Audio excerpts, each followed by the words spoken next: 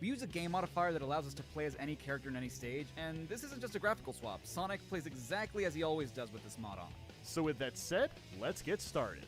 The hero stages start us off with City Escape, so there's really not much to say here. Following that is the Bigfoot boss, which is also always done as Sonic. So on to our first actual challenge, which was Wild Canyon. Normally you fly around as Knuckles collecting 3 emeralds, but we're not going to be doing that. Instead, we'll be running around as Sonic with no way of digging through the ground, gliding, or climbing up walls. What this means is we're only going to be able to collect emeralds that are out in the open, or inside robots. Now, lucky for us, there's this giant fan at the bottom of Wild Canyon that will allow us to get to the top, so thankfully we aren't going to be stuck down here. The first emerald was extremely easy to get. It was just sitting out in the open and was a quick grab. I wasn't able to find the second one, so I decided to take a stock. And believe it or not, this is useful to us because when we spawn back in, the stage not only saves the first emerald we get, but it also randomizes the emerald pieces, giving us a chance to find one closer to us. As you can see here, the emerald is unreachable as Sonic, so all I have to do is take a life and randomize the emeralds until I get them. The second emerald I got was right next to the fans, so it was another easy one. The third emerald that I found was only going to be accessible with a trick called Super Bounce. This trick is done by spin dashing and pushing the jump button and bouncing when you reach a wall. This carries Sonic's momentum through the air and allows him to get really good height. Timing this correctly is a pain in the butt since the spin dash moves so quickly. The first time I did it, Sonic veered in the wrong direction, so I not only have to nail this trick, but I also need to somehow move Sonic the correct way. After several minutes of trying, I got up to the robot which had the emerald, but I was so shocked about getting to him that I slipped off entirely. That was an oof moment. On my next attempt, I got myself back up, caught my balance, and took out the stupid robot and finally completed Wild Canyon. Up next was the Dr. Eggman fight, and as weird as this is gonna sound, we can't actually test if we can beat him as Sonic. For whatever reason, the mod we're using always loads in Shadow because the only character we fight normally is Shadow. We went to the Sonic Adventure 2 Discord server to ask about this, and they haven't found a way around this problem. So even though Sonic would likely tear down Dr. Eggman, it technically isn't possible to even try. After that was Prison Lane, and this one utilizes a power-up you might not even realize Sonic has, the Magic Gloves. This is found in City Escape, and what it does is captures close-by enemies and turns them into a ball. With this tactic, we can destroy robots required to open these doors without even touching them. Who would have ever thought such a useless power-up could actually be useful? The Magic Gloves basically substitutes Tails' lock-on missiles, but only for robots that are close enough. After a minute though, I ran into a gate I couldn't open because I couldn't reach all the robots with the Magic Gloves. So I had to pull off a super bounce to get past this. Once I landed, I just walked on the top and kept moving forward. I wasn't able to open this gate either, so I just did a really fast spin dash and jump and made my way across that way. But the real trouble began at the end of this level. This footage was captured by a trader from Discord, and as you can see, Sonic is at the very end of the stage. We need to destroy all the robots to get to the goal ring. The Magic Gloves work until we get to these last 2 robots, since they're way out of reach. With some very careful manipulation, we can force the robot next to Sonic to shoot his bullet and hit the other robot on the other side of the screen. This is incredibly cool, but unfortunately, we cannot reach this robot tucked away in the corner. So even though we're literally at the end of the stage, you can see the goal ring, there's no way to beat this one. So after the insanity of Prison Lane, Metal Harbor is a typical Sonic stage, so no troubles here. The Shadow fight is pretty simple as well, you just play as usual. And then there's Green Forest, which again is another normal Sonic stage. Now for Pumpkin Hill, we actually have to collect the shovel claws with Sonic and then we can get the emeralds. If we don't collect the claws, one of the emerald pieces would always spawn in the ground because the game wants to ensure that Knuckles grabs the upgrade before continuing the story. So now we just have to use the same strategy. Keep respawning the emeralds with deaths until we get them all. The first one I found was just trapped in this box, so it was easy to grab. The second one was in a spot I've never even seen before. It was in between these fire-breathing skulls, and it wasn't that difficult, just a little scary to get. And finally, the third emerald was just floating in midair. This was another scary jump, but thankfully I got it. I can't believe this was even possible considering the large scope of Pumpkin Hill. Moving on to Mission Street, I didn't think I'd have much trouble even though this is a Tails stage. It's very wide open, and there's no doors I have to worry about this time. Although I accidentally got stuck on this box and thought I was stuck, but then the robot shot me out of it. So, thanks buddy. Jumping over these grates was a tight jump, but nothing really got difficult until the road started falling apart. This chunk of the road fell really early, and I thought I needed it to get across. But as it turns out, you can just spin dash on top of this sign and get enough speed to make it to the other side. And that was basically the whole level. Nothing too terribly hard. Next was Aquatic Mine, and I was not looking forward to this one because of how confusing it can be. At first, I thought that getting into the water was a death sentence without any method of getting back up. I eventually found platforms that fixed this issue, and I could also just move the water down, which helped quite a bit. The first emerald I found was in these barrels, so it wasn't too bad. The second emerald was down this pit out in the open, and the last emerald was up near the ceiling, and my god was it horrible to get because I had to perform a really good super bounce to get up top. Thankfully, it's out in the open and was able to wrap up this level. Following that is Route 101, which is a little funky with this mod. You'd probably know that if you've beaten this game that you get this mode called Kart Race, and you can play as any of the characters, which includes Sonic. But for some reason, we can't swap to Sonic in story mode. So even though that's the case, you can still beat this with Sonic since there's no difference in the attributes. What's interesting about Hidden Base was you actually didn't run around very much on the level, but instead you jump through the sand. Normally Tails just sinks and dies when touching it, but Sonic is so fast that he can plow right through it. And that's especially useful since so many of the objects don't have collision and you can go right through them. This super bounce not only needed to be insanely good, but you also have to play a bit of this level blind since the camera doesn't zoom back in on you. And here's another super bounce that has to be done to get over this door. And it gets so high that half of the assets disappear and reappear as you move up and down. A big thanks to Piner for recording this level for me, because I am not skilled enough at this game to do it on my own. And there you have it, Hidden Base is totally possible. There's nothing to say about Pyramid Cave since it's a typical Sonic level, but King Boom Boo is another story. You might think that you can't do this one because you need to dig with Knuckles to attack Boom Boo, right? Well, boy do I have a fun fact for you. By running around and hitting the ghost, you can spawn the ghost by sliding into him and therefore giving you a chance for a hit. So yes, Boom Boom is actually possible. And King Golem is the usual fight since this is normally done with Sonic. Death Chamber is already a tedious stage with Knuckles, so doing this with Sonic was going to be a hassle. As an example, I have to perform a super bounce or a really precise bounce just to get to the main portion of this level, all while beating the closing door. I eventually found a key that was near me, but it was in a spot that I simply couldn't reach. After a reset, I found a key that was sitting on top of this map. I had to super bounce to get to it, but it was obtainable. The next key was underneath this giant weight, but for some reason, I had trouble grabbing it. I think it was because I had to move really fast and it was hard to stay in control. After dozens of tries though, I finally grabbed it with one key to go. And the third key was just in this room, which wasn't too hard to grab. While Death Chamber was really annoying to explore, it was more than possible. After that was Eternal Engine, our final tail stage for Hero Story. This one really wasn't as bad as I thought it would be, considering a lot of the doors just opened when I got close to them. I didn't have to blow up that many enemies. Grabbing these handles was a bit nerve-wracking since Sonic's hitbox seems to be a lot smaller than Tails, but it could definitely be done. Grabbing the handle in this room was really hard because I wasn't given much of a chance to see when it was coming. Getting through these boxes was terrifying because it was really easy to fall to my death after breaking them apart. Then we have this scene where I'm just floating across to the next door praying I don't get sniped by an enemy. But the ending to this level was the most ridiculous part. After falling down this pit, Sonic gets locked in place by this platform and there's nothing you can do about it. So instead, you have to super bounce towards the top and basically ride the edge of this level all the way to the bottom. Eventually, you'll get far enough down that Sonic hits the end ring, which proves that Eternal Engine is possible. And again, a big thanks to Trader helping with this ending. And now onto the final Knuckles level, Meteor Herd. While this level wasn't that hard, it was incredibly time-consuming just for the sheer size of this level. The first emerald was out in plain sight, which is pretty nice. What was also nice was how many rocket boosters there were. This made climbing up Meteor Herd actually doable. The other two emeralds were pretty easy to nab, so we'll go ahead and move on from here. And like the previous character fights, we can't technically fight Rouge, so this one isn't going to be doable. And Crazy Gadget is another Sonic level, and the same goes for Final Rush, so both of these are obviously possible. But that's about it for me. It's time to meet up with Chari5 and see which levels he was able to complete with only Sonic. So, unlike the hero story, which starts off with a Sonic level, the Dark story starts off with an Eggman level, and one that doesn't really do much for us. The main aspect of Iron Gate is exactly what it says on the can: Iron Gates. The thing is, they're a non-issue for Eggman since he can just lock onto the gates and destroy them, letting him through. Sonic, though, don't know if you noticed, doesn't have a laser, so the best we can hope for is to run through the barriers before they're brought up, which works well for the first two that show up,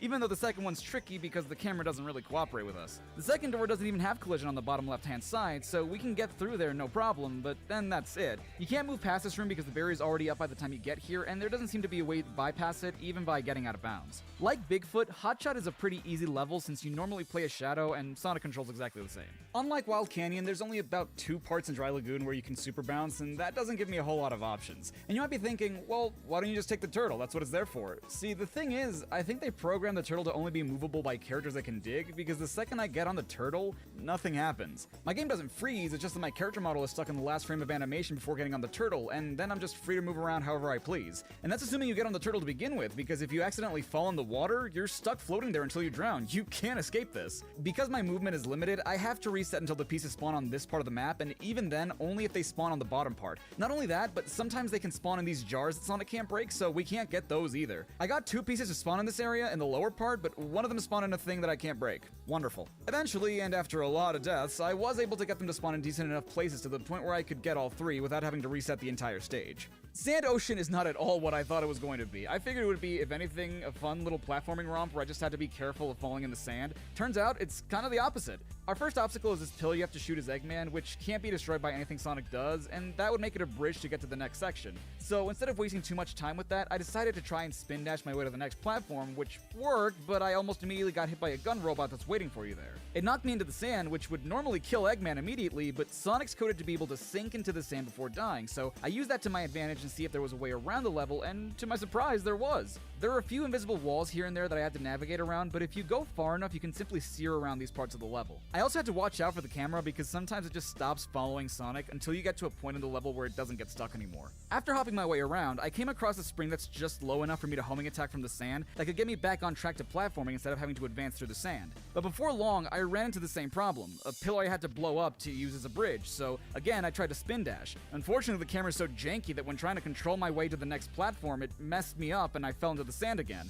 I start jumping a little late and clip underneath the geometry. Normally this would be great because it puts me into another part of the level, but in this case it puts me into a hole I pretty much can't get out of no matter what I do. When I do eventually reach the death plane, my game crashes entirely. On my next venture, I decide to go even further this time and see where the invisible walls stop me, and I reach the midway point of the stage where Eggman takes a ramp over pits of fire. Seeing as I had nowhere to go, I restarted the stage and made my way back to that second pillar and managed to reach the next area, which was honestly not difficult to navigate at all. I made my way to that ramp I mentioned and whoa, that's really far, alright. I'm even further than I was before, so I decided to navigate my way backwards to see what I can run into that could potentially help me. As it turns out, I wasn't too far from a balloon that I could homing attack that put me back in bounds, and the best part is that it's practically the end of the level. I spin dash toward the other side of where I'm at, surprise surprise there's another pillar I have to blow up, and just bounce a couple of times to make my way to the top. Not the most conventional level, but still doable. Next was Radical Highway. What more do you want me to say? Egg Quarters, much like Pumpkin Hill, is the stage where you get Rouge's digging upgrade, the picking nails. Because of that, the game is programmed to force you to obtain the power-up and use it, meaning that there's always a piece that will be hidden underground or in a wall, but if you pick up the upgrade as Sonic, you can simply re-roll the last piece until it's out in the open. Shoutouts again to the SA2 speedrunning community, because without that tip, I wouldn't have known that it was possible. I tried the stage for like an hour with no result, and after learning this, it took about 10 minutes. So, Lost Colony is a level that starts out very inauspiciously. For this first room, if you can manage this insane looking trick, which is to turn around and super bounce off the wall behind you, you manage to get enough height to get out of bounds and land on top of the door. From there, you can spin dash to the next room from out of bounds, and play through the rest of the level somewhat normally, spin dash jumping when needed. That is, until you come to this door. The lightspeed attack comes into play here because if you charge it up and jump off the side and then perform it, Sonic locks into the dynamite pack, and with a well-timed attack, you can end up clipping into the other side of the wall. Unfortunately, almost right after, we have the last door with dynamite that, even with a lightspeed attack, doesn't seem possible to get past, so at least for now we're gonna have to label Lost Colony undoable. And shoutouts again to Trader for this footage. Weapons Bed is perhaps the most conventional Dark Story stage outside of Shadow stages, to the point that, much like City Escape, I'm fairly certain any character could complete this stage. The one thing you might run into as Sonic is that sometimes there are long gaps between platforms that you're meant to hover over as Eggman, but if you do an air dash in the right place, or even spin dash, you'll get over those gaps no problem. Next is the Tails fight, and of course we can't actually try this one out. Security Hall, much like Weapons Bed, is the most conventional treasure hunting stage since none of its areas require climbing or gliding in order to easily access them. You have pulleys and rockets to get you to higher areas, and usually the most you'll need is a super bounce to reach areas without either of those things. The emeralds usually spawn in easy to reach places, but sometimes you can get an emerald in one of these containers that Rouge has to dig into to open, and as if I need to reiterate, Sonic can't dig. Fortunately, Security Hall isn't difficult to navigate at all. You can get to pretty much every area of the level no problem. As always, it's just a matter of getting the emeralds to spawn in the right positions. The last of the gun bosses, Flying Dog is the one you have to face as Rouge directly after Security Hall. With Sonic, it's a lot simpler since it behaves practically the same as Hot Shot, going from one corner to the other, where I can just stand on one of the boxes and homing attack from there, or do a couple of bounces and then perform a homing attack. Nothing really to say here, it's just an alternate version of Green Forest. Like Route 201, this one is also possible since all the characters are controlled the same. Grinding on rails, whee! It's fascinating that not only do Sonic and Eggman fight the same boss, but that both of them can't do each other's version. As we saw in the hero story, Sonic can climb onto the back of the golem and homing attack the restraining mechanism to damage it. But in Eggman's version of the fight, there is no such mechanism. Instead, Eggman has to shoot the golem's torso enough to reveal the explosives in his chest that I can then lock onto and then deal damage to. Unfortunately, Sonic has no way of dealing damage to any part of the golem now, and even if he did, I don't think there's a way for him to detonate the explosives since I assume they work the same way that dynamite does in other stages. Ugh.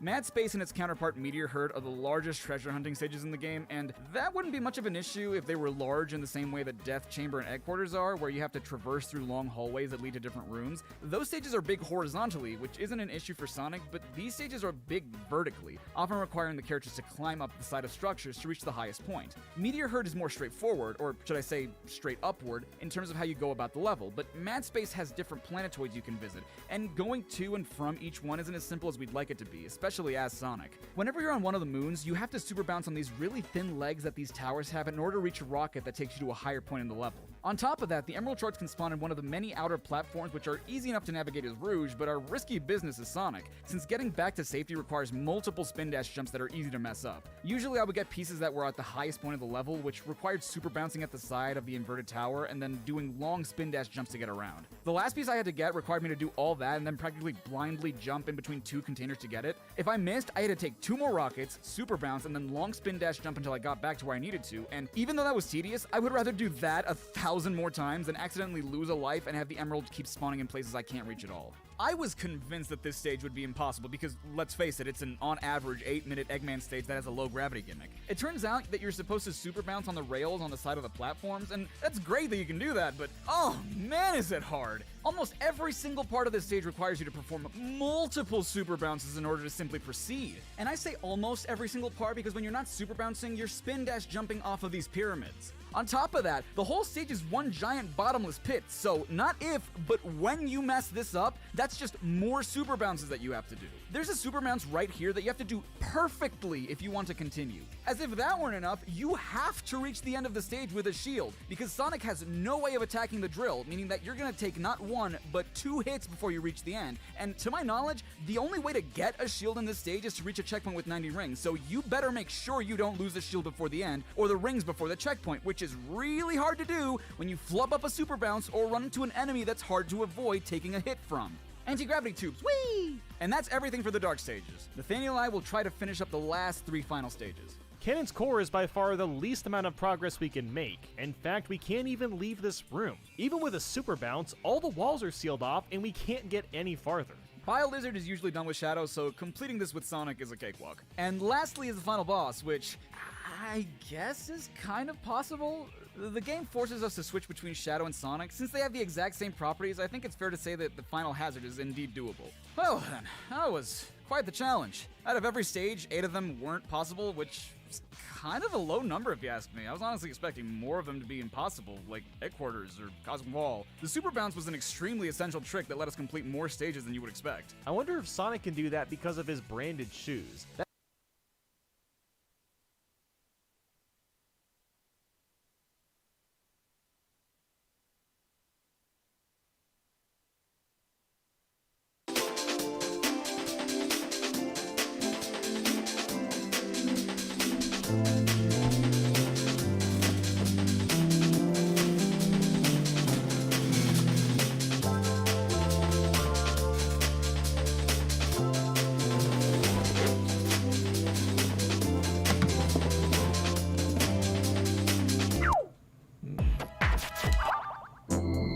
things. Nope.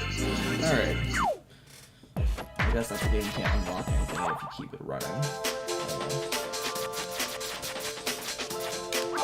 Alright, what's up, everybody?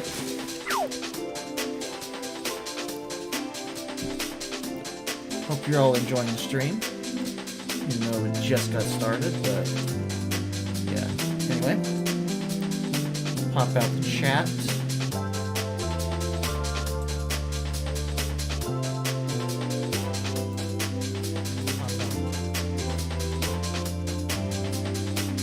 Zero the Hedgehog is joined. Welcome. How are you doing? How was your day so far? My day's been going pretty well. And I just bumped out of everything. There we go. So, today we're going to be playing Tales Adventure. The title screen here says Tales Adventures, but it's generally called Tales Adventure. And it's one of the very few Sonic games that is a Metroid-Vania style game. And let's just say I'm not very good at these kind of games. Like, this is not my style of game that I play. Like, if I play a side-scroller, I usually play Sonic games, or I play, like, other Game Boy Advance titles where it's from point A to point B. I've always liked linear 2D games. I've always found myself getting lost in these kind of games. Like if it's gonna be Metroid-Vania, I get stuck. Like, I just get stuck, I get lost. But for the sake of this run, we're going to be playing Tales Adventure because, well, Sonic Marathon. I'm playing every single game in the series. I'm finishing every game in the series. Or at least I'm finishing over 60 of them. But yeah, this is definitely one that I was like a mixture between looking forward to playing and not looking forward to playing, because either I'm going to play this for a good solid 3 hours or 4 hours, or I'm going to be stuck and have to play this for 2 or 3 streams, because that's how Metroidvania style games are with me.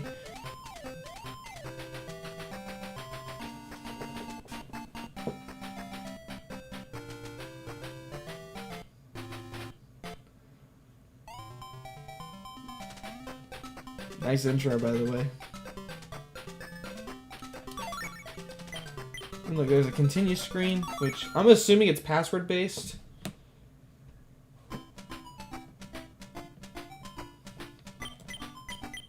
Just for the heck of it, let's try some passwords. Or let's try a password.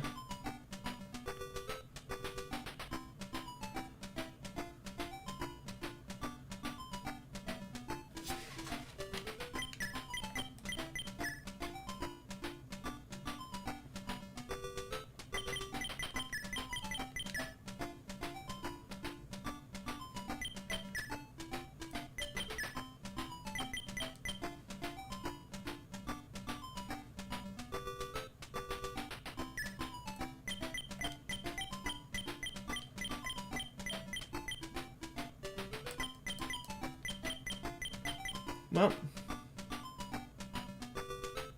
I can't perform the password. Oh, wait. Oh, I see what you have to do.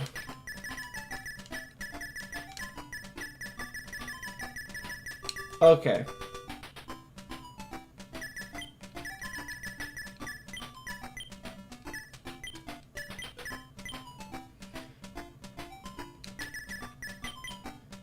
Double E, double 1. And E6, E6.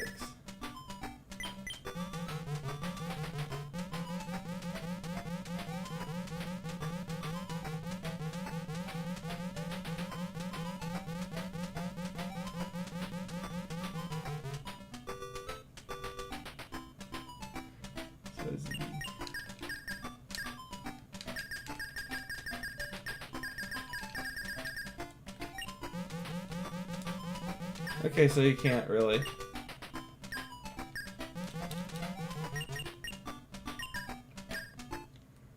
Okay, well, passwords don't work. That was the password for Tails Adventure.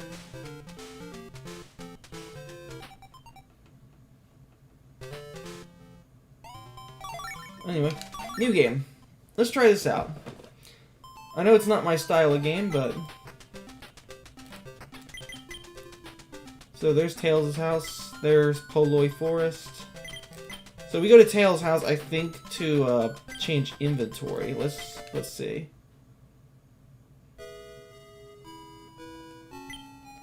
Yeah. So you can equip 4 items at a time. I think there are a total of 12 items, but...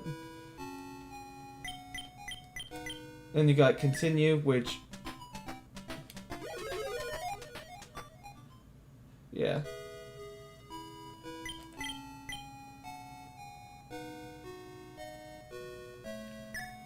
Okay.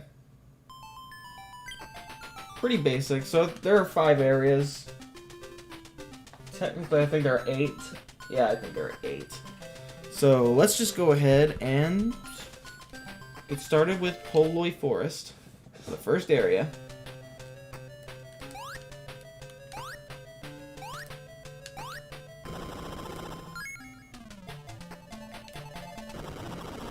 So far seems simple enough.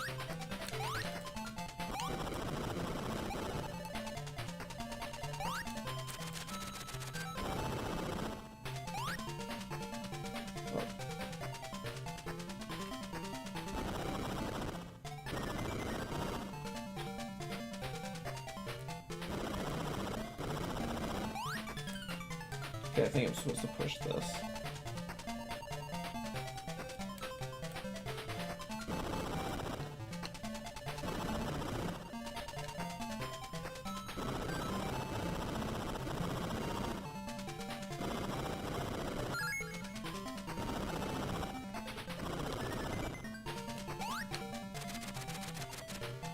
Alright. So kind of like other Sonic games, or like every Sonic game, you have a life meter. And the life meter is... No, it's not that you have a life meter. It's like, rings are your life, like every other Sonic game, but the difference between this and other Sonic games is you have a limited number of rings to start with, and that's just your health.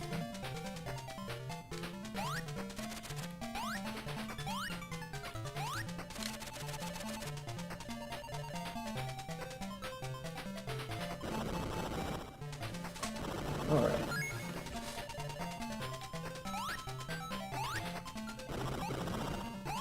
Yeah, I'm actually gonna need a lot more help with this one. Like, I'll probably look at walkthroughs here and there.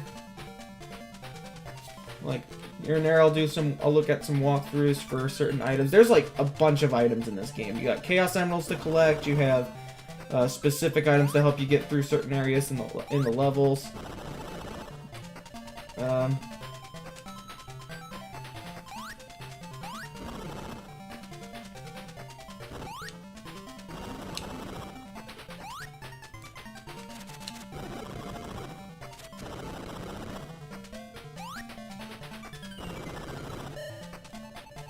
Alright, well, there you go. That's what taking damage is like.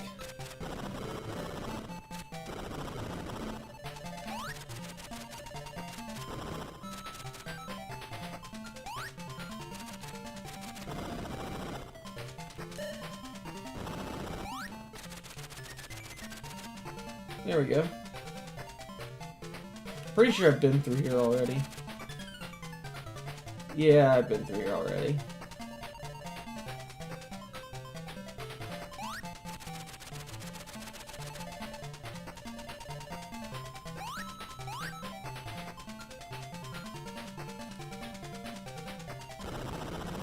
Oh, okay. I can go through here. This looks like a wall. Like, okay. Let's talk about this for a second. So, you have this area right here. It looks like a wall. I don't expect this.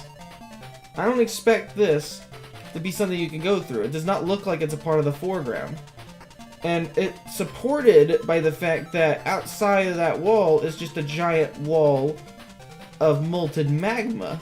So, you know, a first-time player is going to see this and immediately think, Well, it's a wall. It's a barrier. You can't get past that. So, let's just go up this way. And guess what the next problem is? There's nothing up here to go through. So, nothing else to do but to go back. So they go back this way. If they went down the lower path, or if they went to the upper path, they go back to the lower path. And they end up finding themselves unable to progress anywhere because they made it so this one area looks like a dead end, even though it's really not. Like, that's part of the reason why games like this really bug me, because you have to really walk into every wall to make sure that what you're seeing is not just a wall. Like maybe it's just a piece of the foreground. And I find that to be pretty annoying design. And then there's also the prospect that maybe, just maybe, there are areas you can't progress through because, well, you don't have the right powers yet. You don't have enough stamina or something like that. Like for example, I don't have a whole lot of stamina to start with. I'm also running out of health, like shit.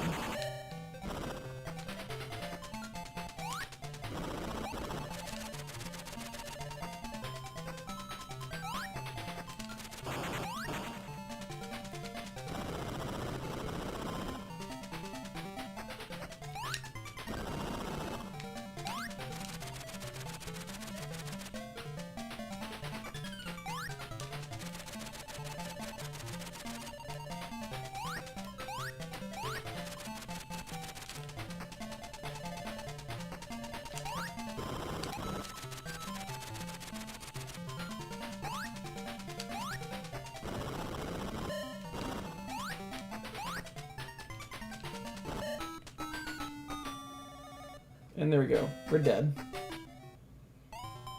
It's no big deal because I lost all my life. I was like, it's all good because I didn't collect anything.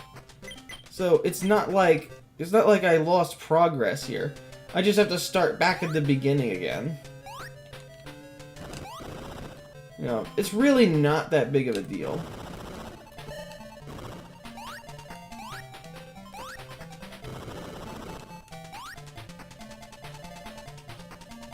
Like, the music's nice, though. I'll give it that. I like the music. It's just that I don't like the prospect of... I just don't like the prospect of some Metroid-Vania games because, you know... Well, part of it is you do have to explore. It's just that a lot of times it can be a little annoying figuring out what's part of the background and what's something you can get past.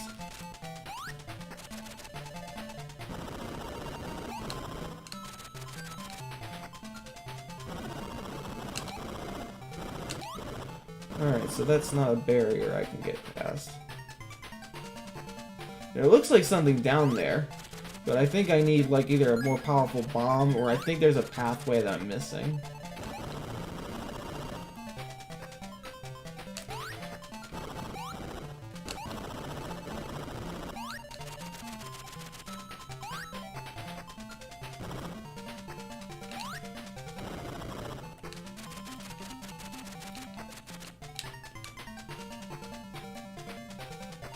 Alright, well, I don't have to defeat all the enemies.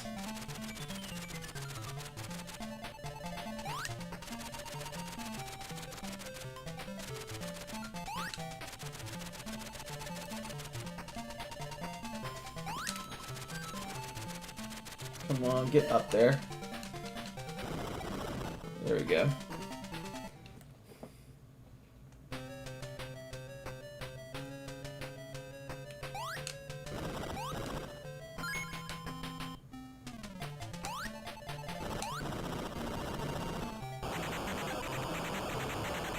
So far, things seem pretty linear, so yeah, it's not too bad right now.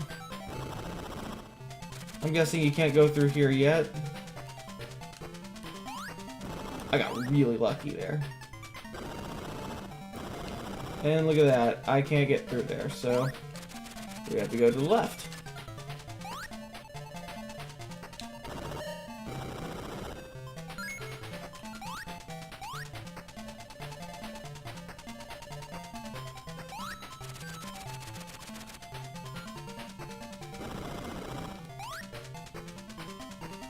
Oh, so you can get through there with just a jump. Alright. Never mind.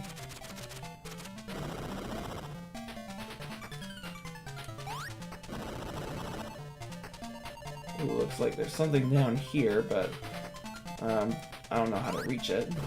And even then, I don't know if I'm even able to get up over there.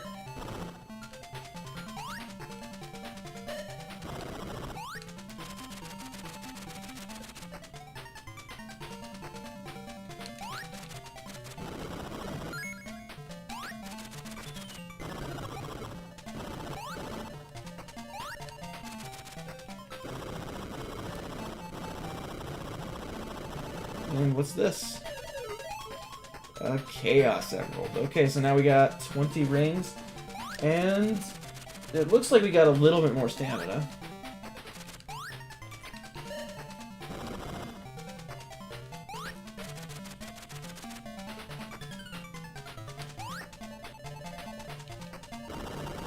And, okay, this is part of the back, part of the foreground.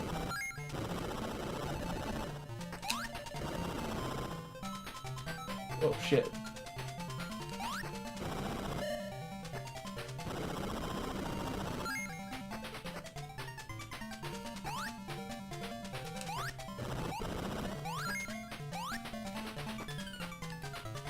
And it looks like there's something over here.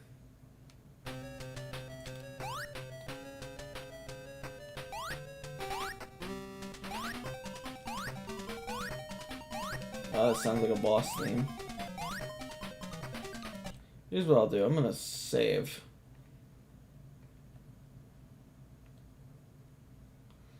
So, yeah. A quick look at all the saves of all of the Game Gear titles I've played so far. So we're gonna place the save here. And I'm gonna do a quick save as well.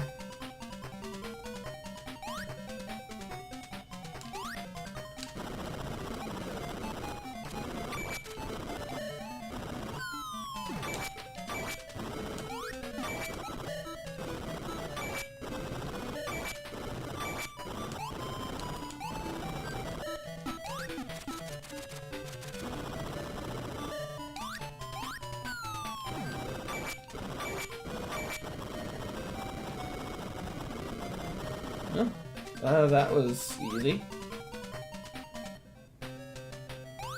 And what's this? We have a remote robot. Alright.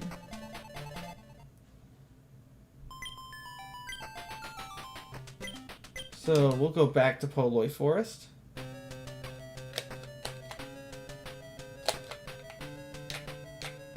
Now I figure out how to... Okay, I see.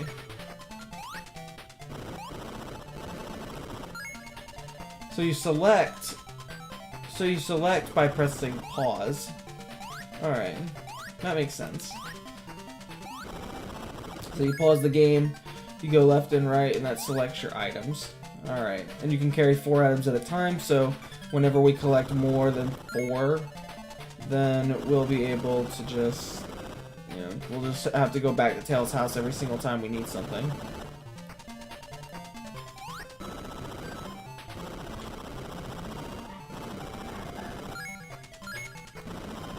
Alright, doesn't look like there's anything here, so...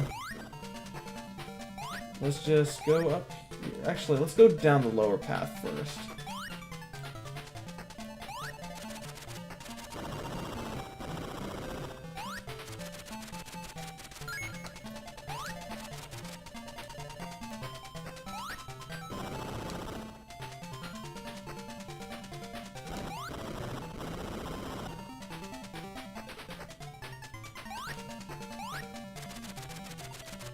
And that's what's over there. Okay. Wow, that's a waste.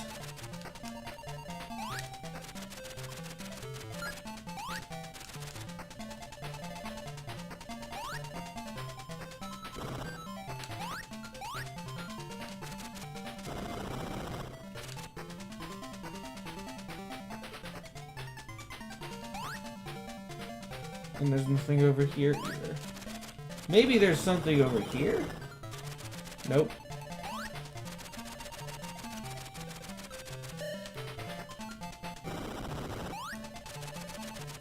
And doesn't look like there's anything here either. Okay. Moving on. Now to the next area.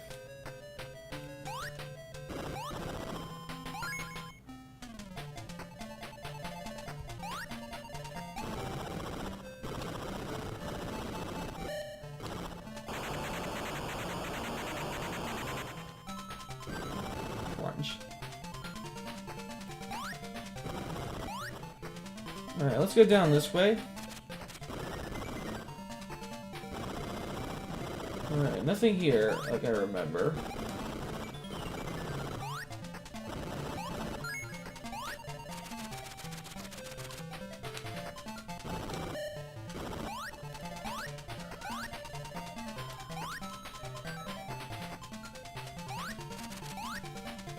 I can't jump down. Great.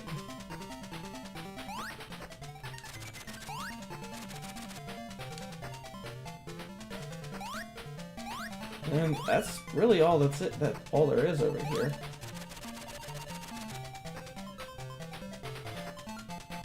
Is there a lower path over here? Looks like there is, there is a lower path, but doesn't look like there's a way over there.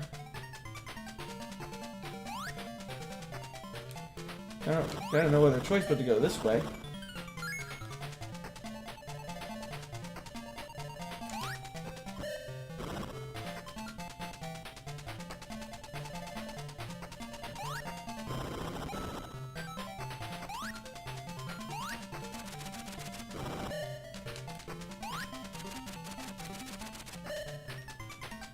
I wasn't trying not to take damage, but dude, let me through, like.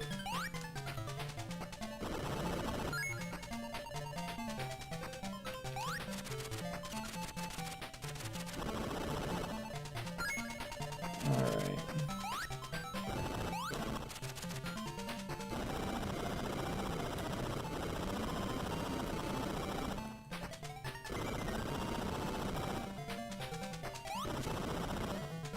Here we go.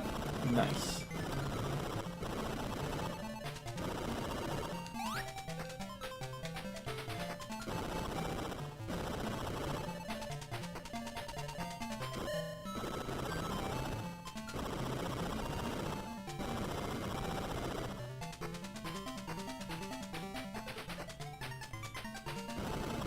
There we go. Like, I'm not gonna say the game's bad though. This is actually pretty cool. Like, to give this game all the credit in the world, like, this is a pretty cool idea for a Sonic game, where you play as Tails, and you're on a little adventure of your own. Like, you're playing, it's like you're playing to save the forest, kind of like what Sonic would do. Only it's Tails' style, so you get to fly around, you get to solve puzzles, you get to explore. And speed's not a factor here, which I'm okay with that as long as the gameplay is fun. I mean, this is a fun concept. I think that this is something that is very likely to be fun. Like, if you really like Metroid-Vania style games, you're gonna probably enjoy this. However, I'm trying to figure out where I'm supposed to go. Like, where am I supposed to go? Like,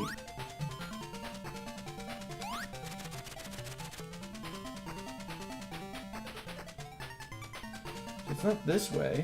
Do I go left? Nope. There's nothing over here.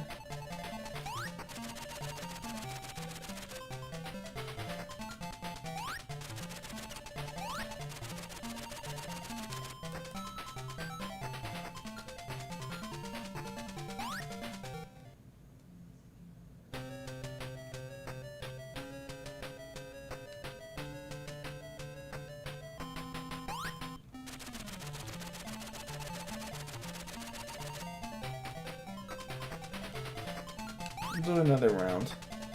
I know there are some items here that I think I can get with the remote robot, but I don't know And I have no idea how to do it. Like, I have no idea how to explore. I've always liked linear games because you don't have to waste hours upon hours figuring out where the fuck you're supposed to go next. Even though I do like me some, exploration. I like to explore. It's just that it's so easy to get lost, and when I get lost in a game, it takes me about an hour or two, and then I just kind of give up. Like, you know, I don't like when I get lost in a game, because I feel like I have absolutely nothing to do.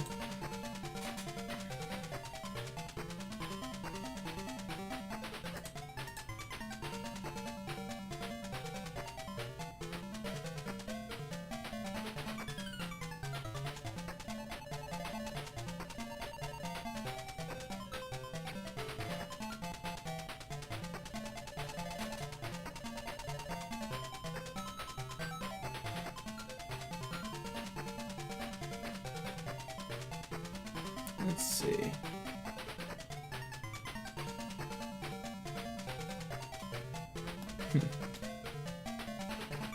Let's see.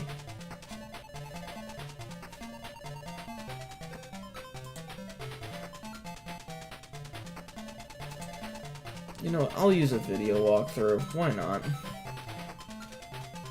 Alright. Where am I in this?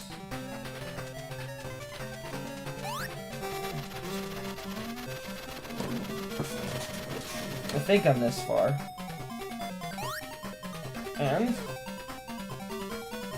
you know what? In the meantime, I'm actually gonna get my food set up because, you know, my food's just been sitting there for the past few minutes. I have not gotten a chance to take a morsel out of it. So,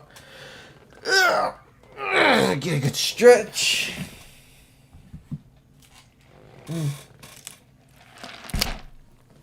I'll be right back, and I'll get me some fucking food.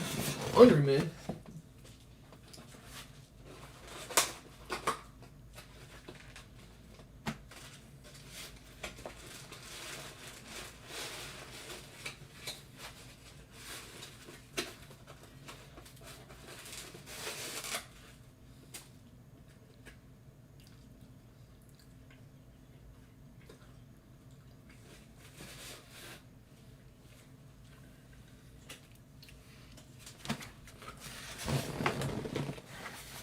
If you're wondering what I got honey barbecue wings.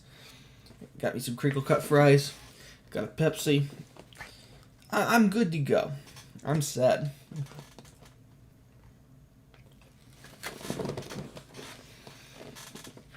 And while I eat, I will watch a little bit of this walkthrough to figure out where I'm supposed to go next.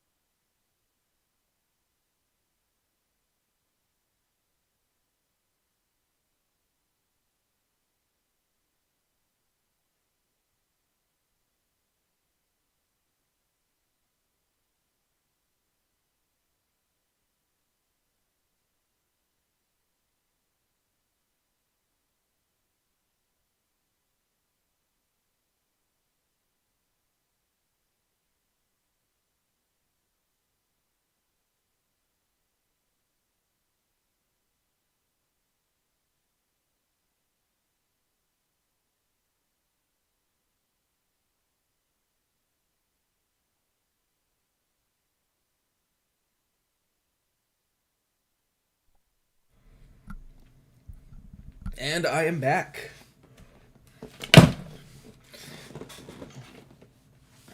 I probably should have eaten before streaming, but, yeah.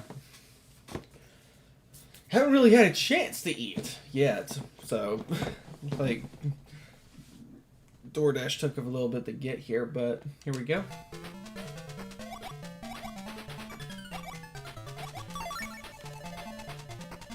So, I think I figured out where to go. I need to go to the second screen to start with.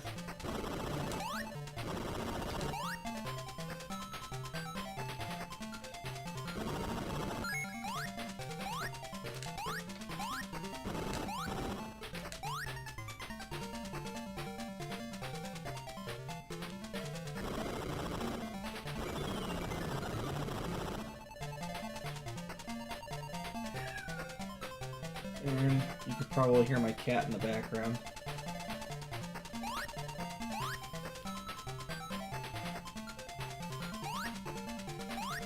If my cat keeps calling for me, I'll just let him in. And we'll just have a guest appearance.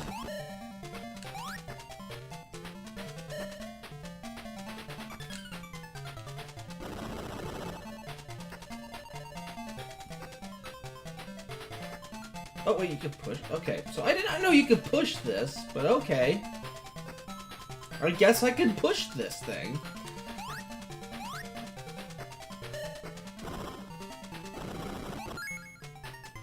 What a revelation! I didn't know I could push that.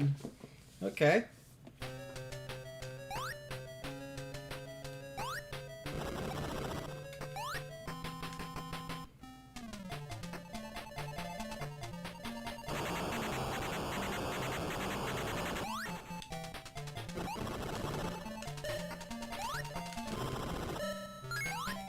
Oh my god, I got super lucky there.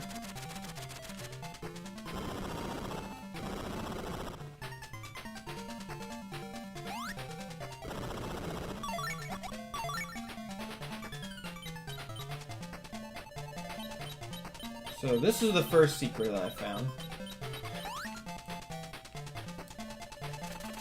So look up, fly, go to the left, and what's this? We got the speed boots. Hooray. Okay. So we got the speed boots. What do those do? I don't know, but...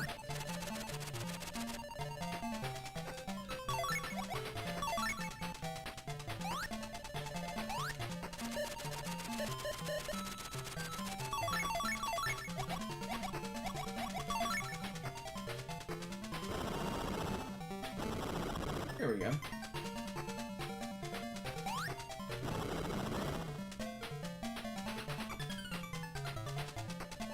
There's something over here, so... let's figure out where to go.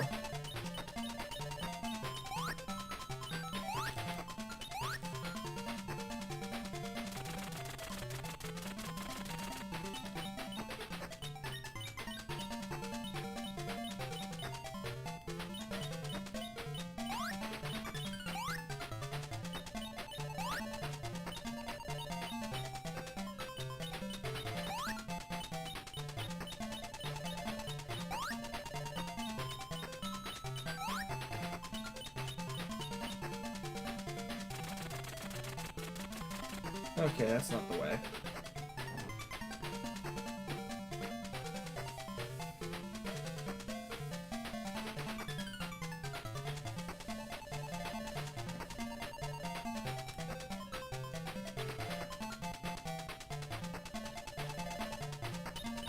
Maybe it's down here? Wouldn't surprise me if it was down this path.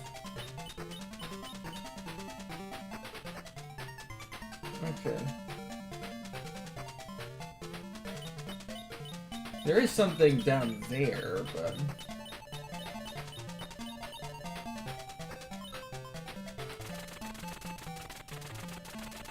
oh, I see it. Yeah, there we go. That's where you're supposed to be. Alright. And look at this, he's impervious! That makes it so much easier. Okay. And we got the radio. I don't know what that is, but sounds useful.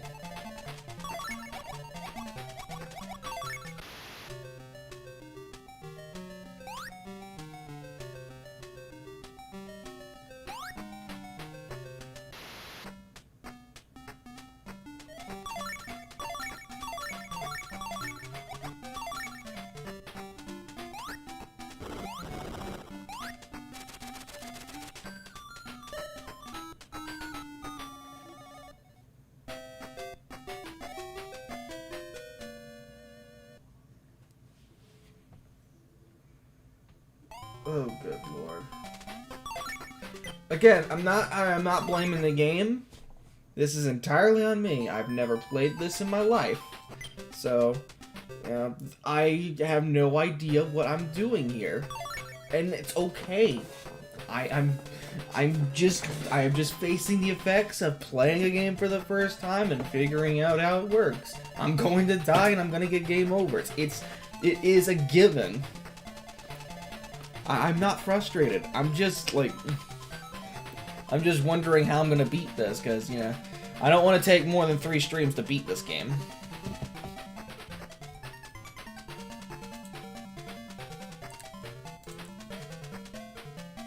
Alright.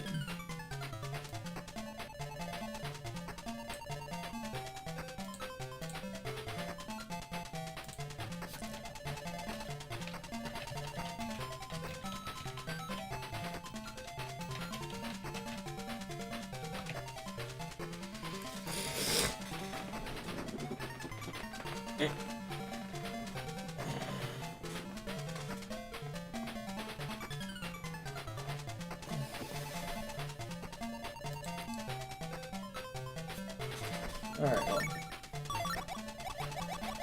It's no big deal,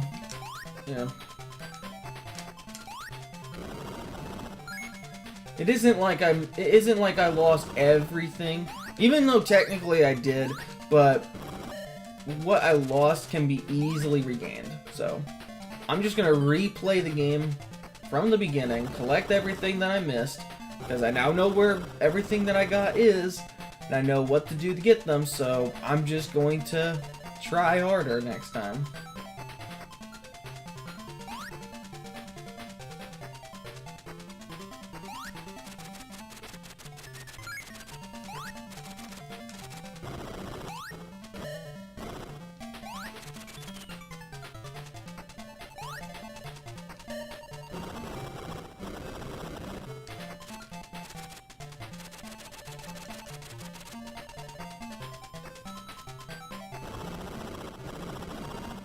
Look at that. I hit him. And yet somehow that missed. Really?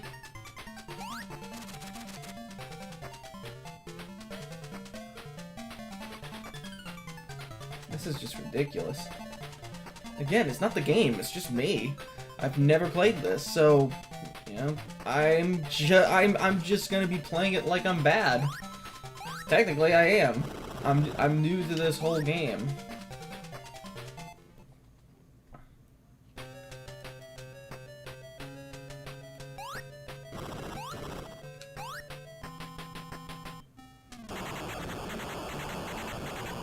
I don't need to defeat all the enemies, I just need to defeat the ones that I know are in the way.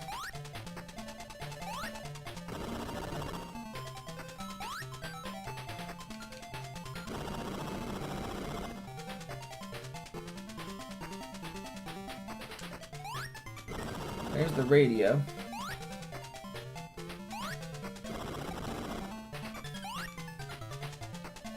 The most laughably useless item I think I've ever used.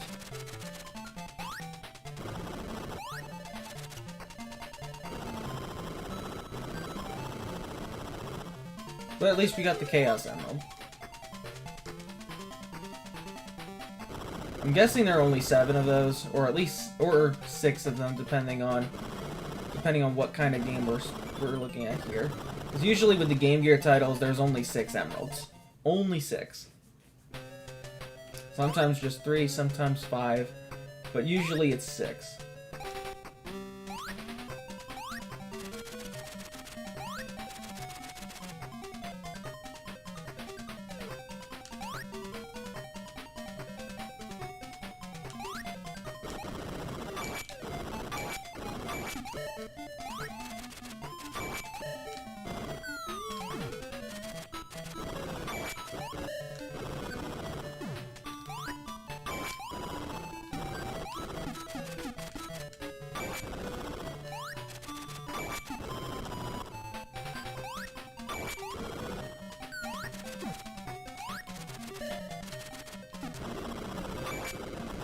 There we go.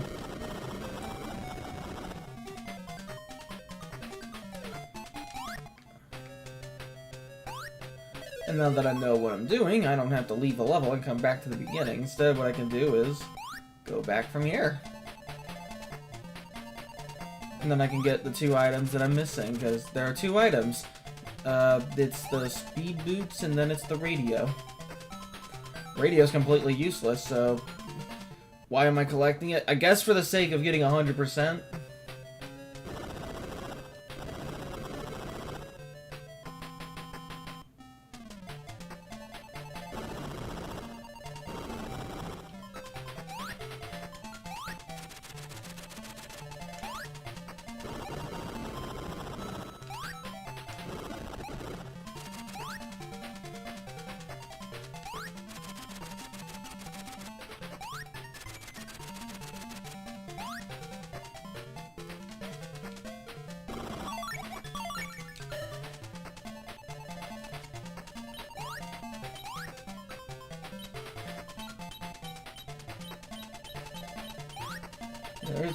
There's the radio, so pretty simple. Go down this path, fly up, and well, there it is.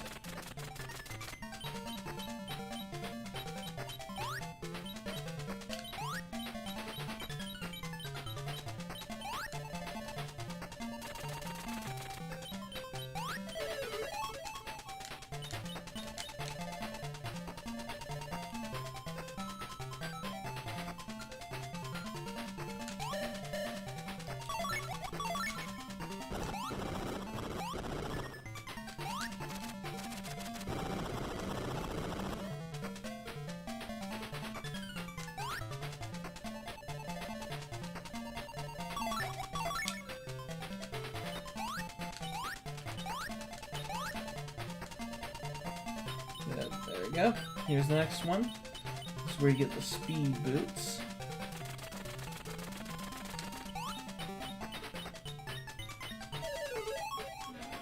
And that should be everything. Or at least, I think that should be everything. Like, I think there's a couple of extra items hidden around here somewhere, but I'm going to assume that there isn't.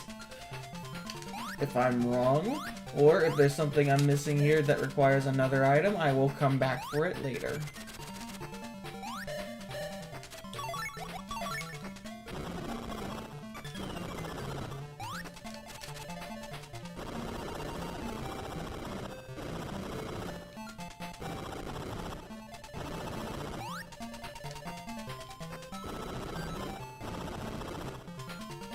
Let me through. Let me through.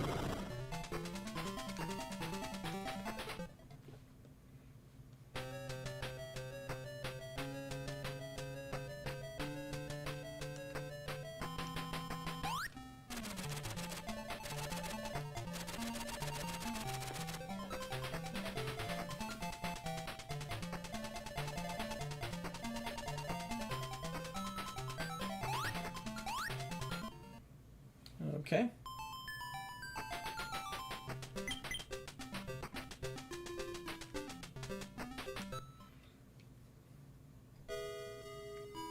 Tails has a nice house. And plus, I never thought that an 8-year-old could own a home.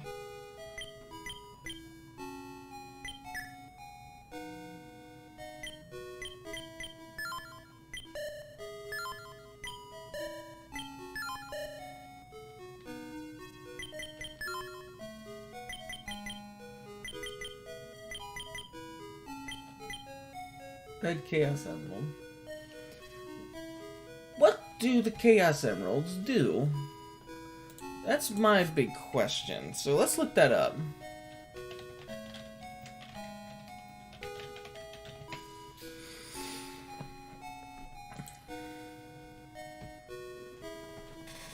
equipable items. So let's see.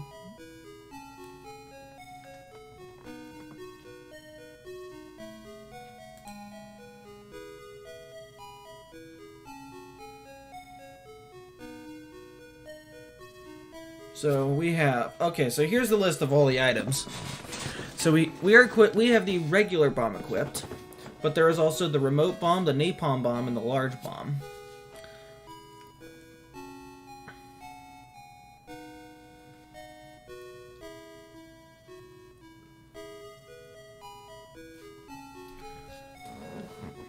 And then we have the triple bomb, which is an extremely powerful regular bomb. The wrench activates machines. The helmet deflects enemy fire and knocks enemies off screen. The hammer smashes enemies and stone barriers. A teleport device goes directly to Tails' house. Night vision. See your surroundings, use an infrared. Speed boots. Run or fly at fast speeds. Pick up heavy objects with a super glove.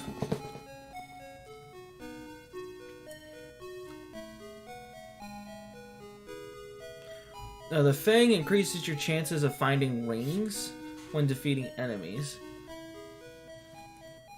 Knuckles allows you to punch opponents. Sonic can dash, or Sonic can make Tails use the famous spin dash. Okay. Then there's the item radar. Use this object to help you locate hidden items. Wait a minute, what? Oh my god, it is misspelled. The Rido. The radio. It's supposed to be radio, but I guess it's called Rido in this game. But it's basically sound test.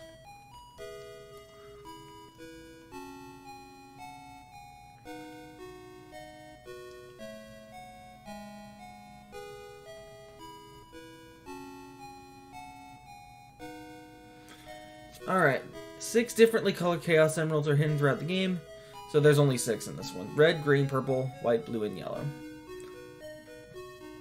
Collecting an emerald extends Tails' health meter by 10 points and his flight gauge by a few seconds. Getting 5 emeralds prior to the 6th increases his health meter. 5 prior to the 6th. It increases the health meter to its maximum of 99. Chaos Emeralds cannot be equipped as they are always active. Okay, so, yeah. You cannot equip the emeralds. Okay.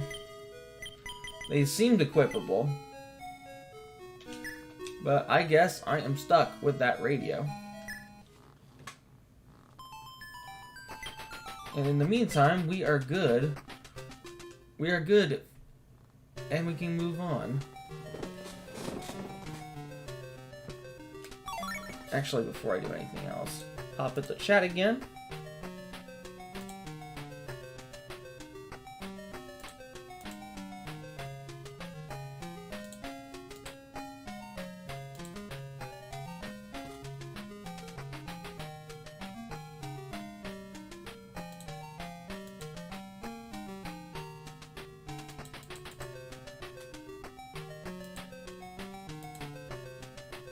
There we go.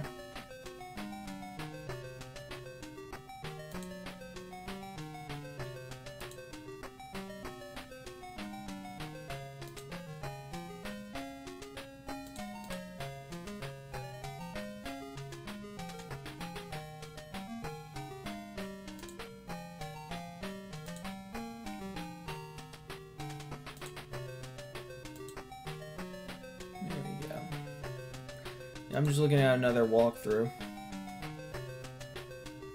Okay. Well, I'm just gonna go through this level straight. If there's anything I need that I know that I can get, then I'll just grab them. And oh well, there goes that enemy.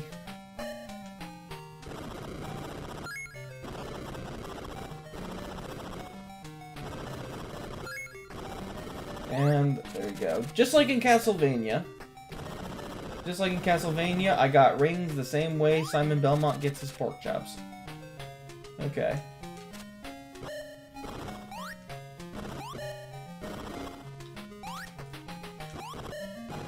Oh god, these enemies are gonna be the bane of my life.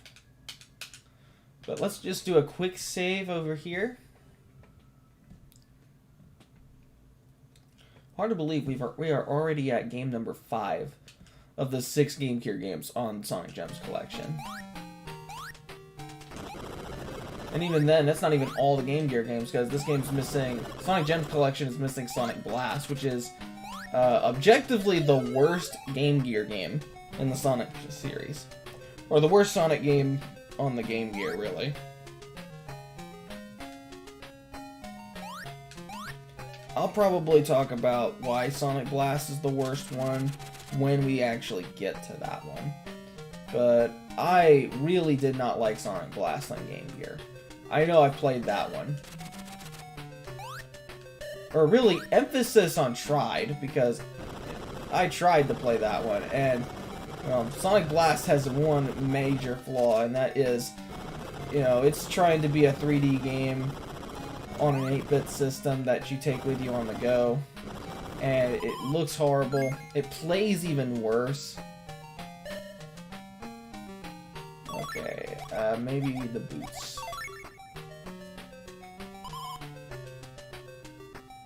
There we go.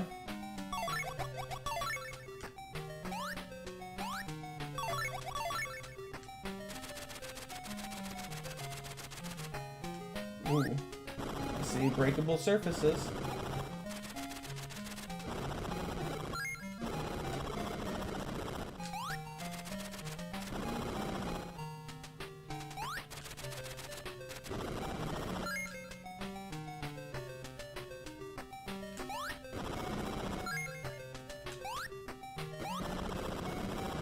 There we go.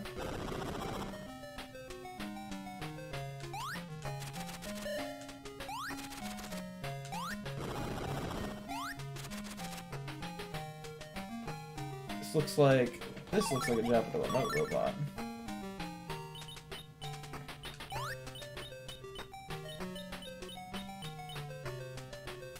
Look at that, another item. I wasn't even trying to look for it. We have the remote bomb. Okay. May as well do, just cancel that out. Go back and then fly upwards. And okay. Never mind, I guess I have to take this upper pathway. Can I... no I can't. Okay.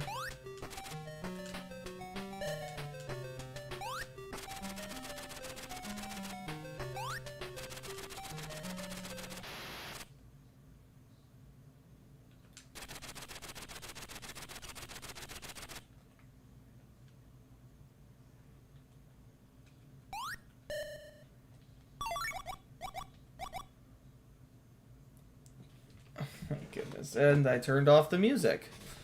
So you know what that means, right? Now it's time to play some of our own music. Let's see. No, I'm not gonna play anything copyrighted. I mean, if I tried to play anything copyrighted, this whole entire stream would just get knocked down. So instead, let's try... This one's Vinny's favorite. So this one's dedicated to Vine Sauce.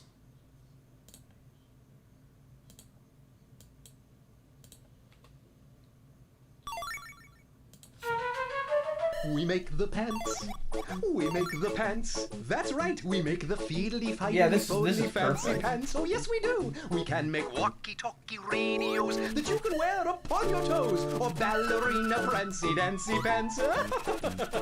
King-a-majig wears royal pants. His royal chef tinfoil pants. But everyone must wear their fancy pants. Fancy pants! They're the zingiest and the floweriest and even the superpoweriest. We make the number oneiest, the bestest under the sunniest, the wowiest, zowiest, zippiest pants, the technological miracle fancy pants. Yeah, that radio sucks.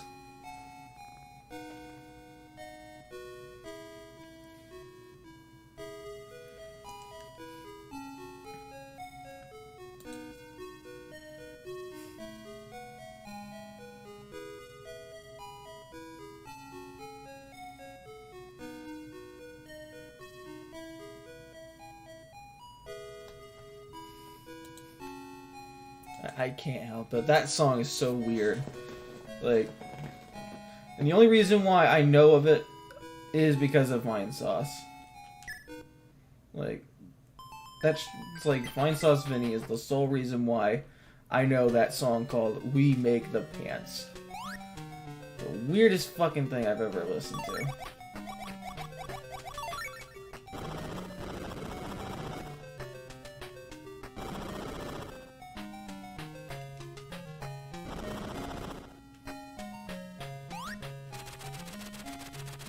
Anything up here?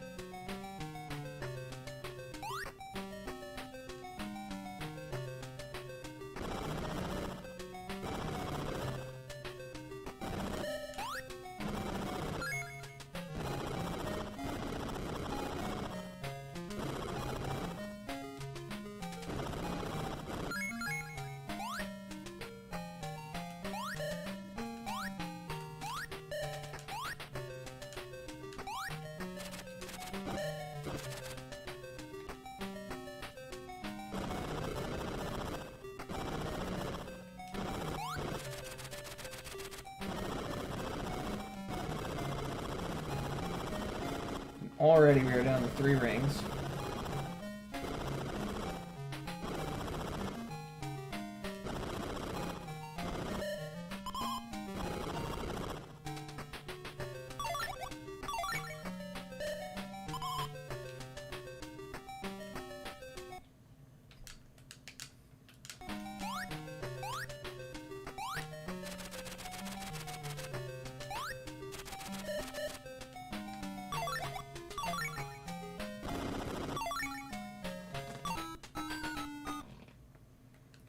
This time I've actually made it far enough to not want to die and start over from the very beginning.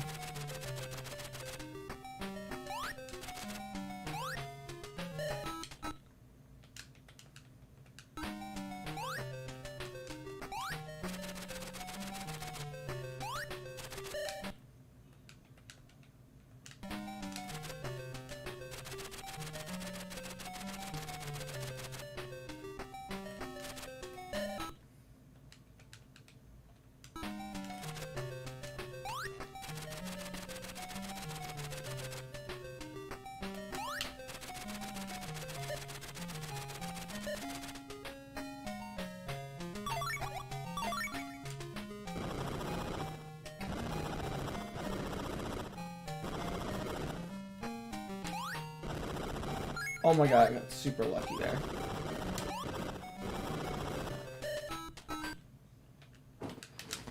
Easy come, easy go.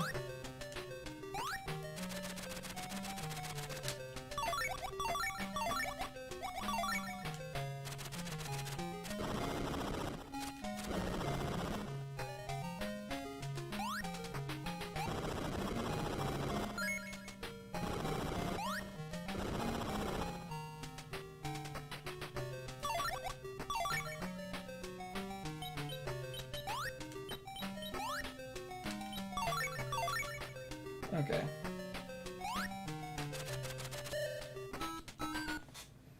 Damn it.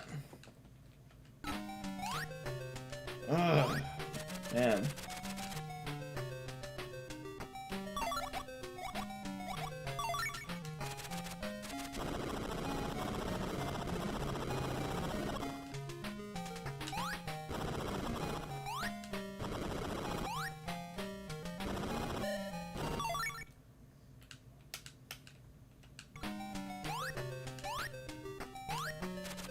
There's an item that allows you to instantly teleport back to Tails' house.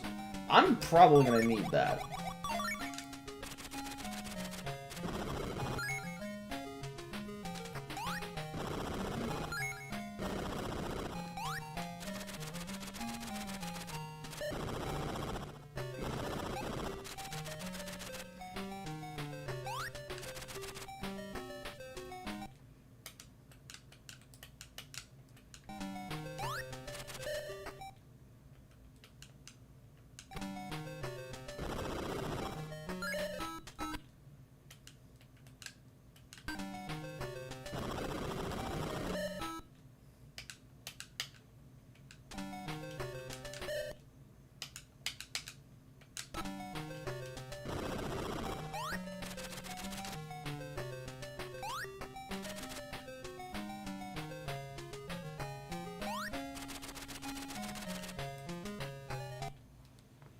Alright, where do I go from here?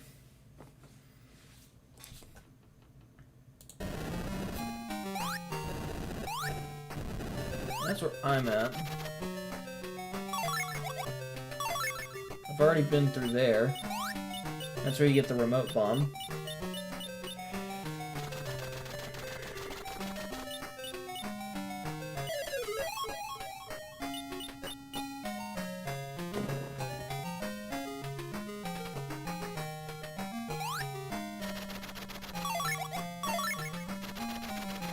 I guess you go backwards? Okay.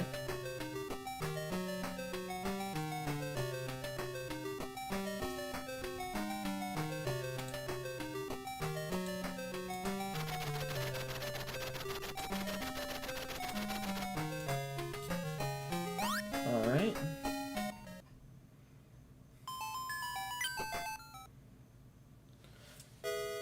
Alright, well I've already equipped the remote bomb. Of course. Same strategy that I did. Replace the radio with the remote bomb. Where do you go next? I'm back of the volcanic tunnel already.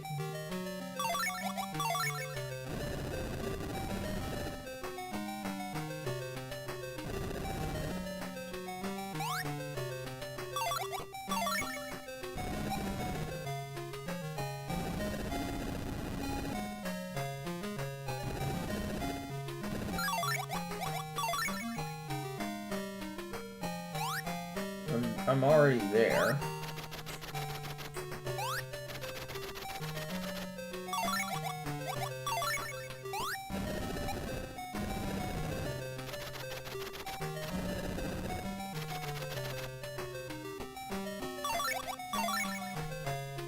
Oh.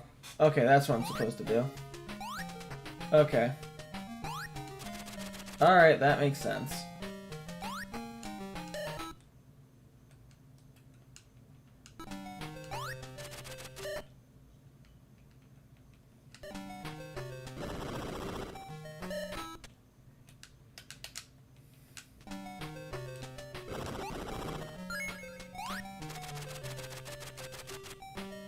So, we just equip this, and boom.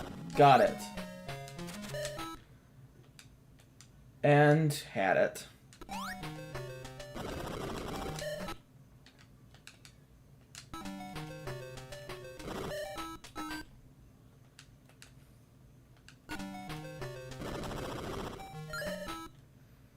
I don't know how I clipped like that, but damn.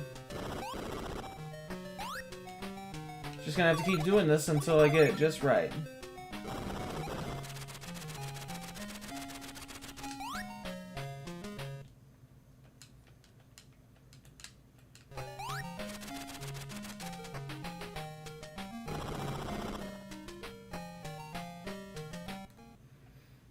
Made it.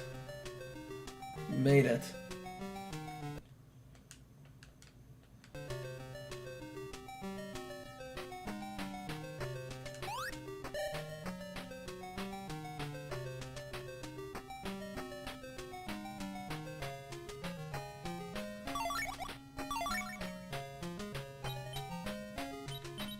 Let's assess the situation. How far are we? Okay. Can we go over here?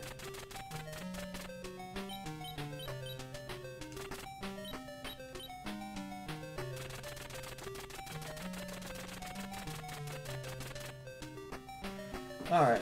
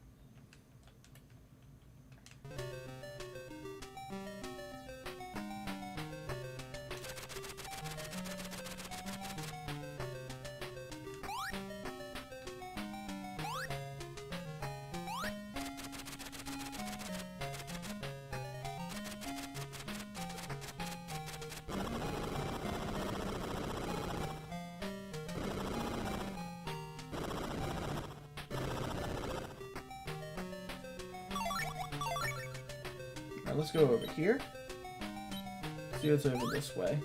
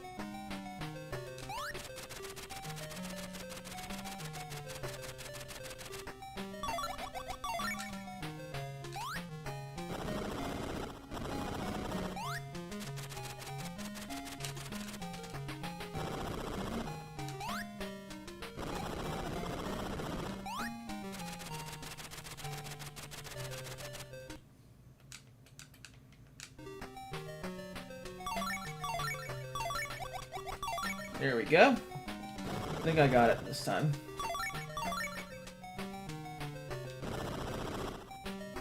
Alright. It's gonna be a bunch of safe stating, but I'm okay with that as long as I can get through it.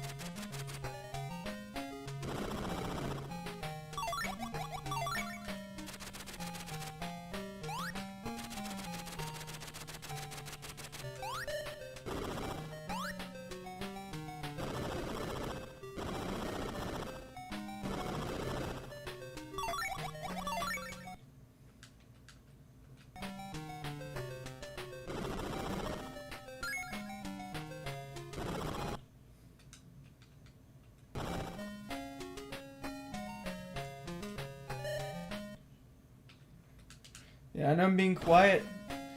Part of it's just because I am like dead I am concentrating as hard as I can to make sure that I get this right.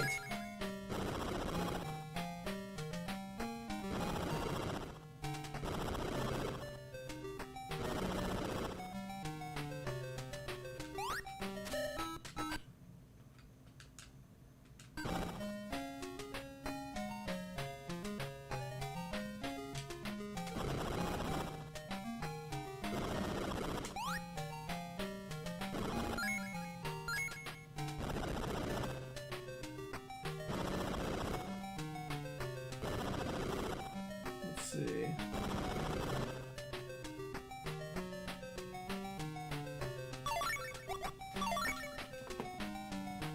Let's let Tails through here and see what's up.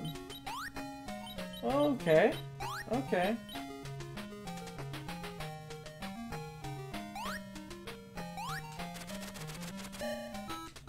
And I died. Again.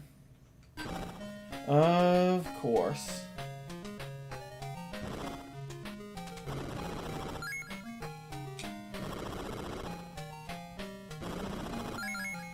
Oh my god, yes. 5 rings. 5 rings. There we go.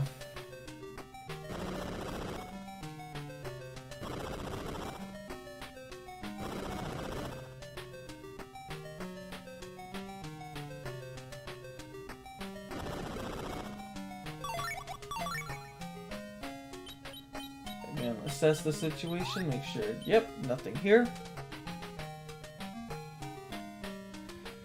Let's assess this one, let's see if there's anything else.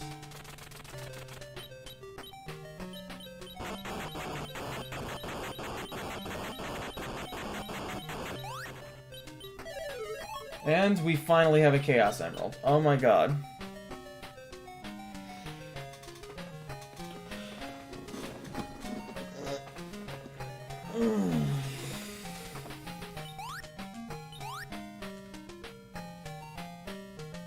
However, I have no way to get over there. Great.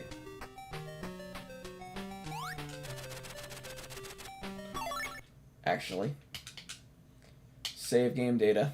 I know for a fact that I'm going to lose a lot of those rings because I've been playing a lot more carelessly.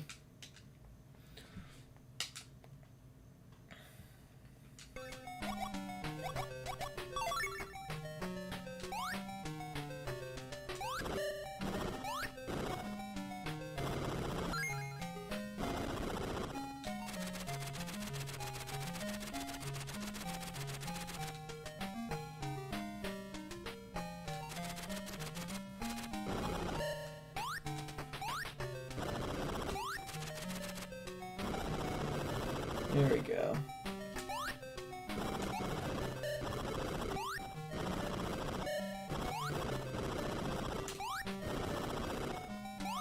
I hate those bats so much, like, they are the worst.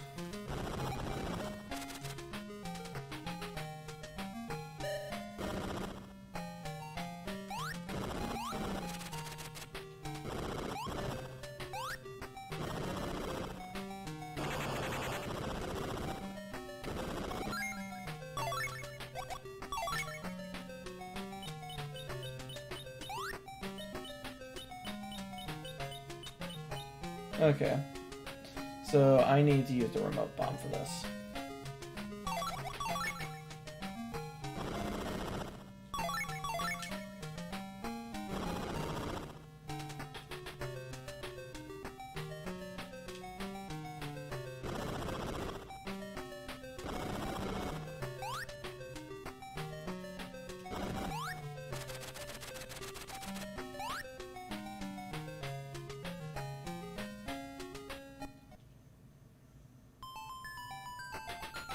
We made it. We made it. Alright. Alright, I'm not changing my equipment, but I am going to take this area with a little caution.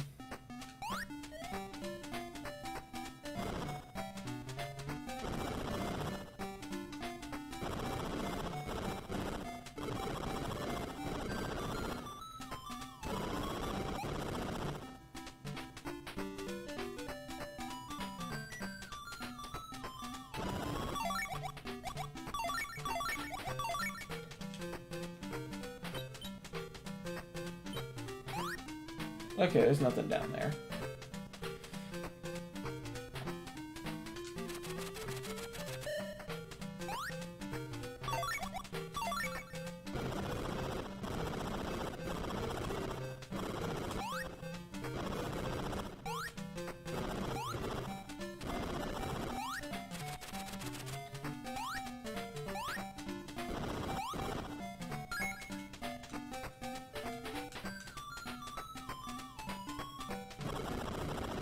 Alright, so there's a material there I need, or there's a material there hard enough, not hard enough for my bombs, so,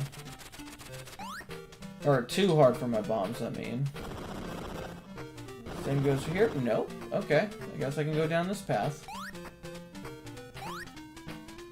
So this will take me to a path, wherever this is, I don't know.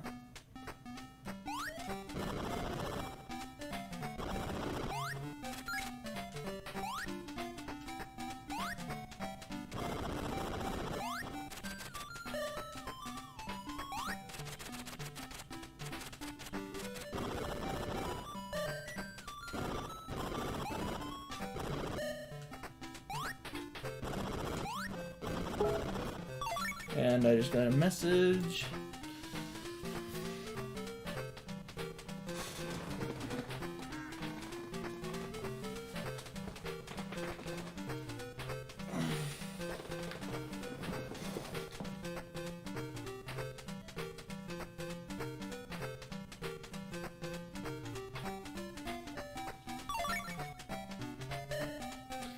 I don't know what. Okay, no, those are spikes. Okay, I just didn't see the spikes, man.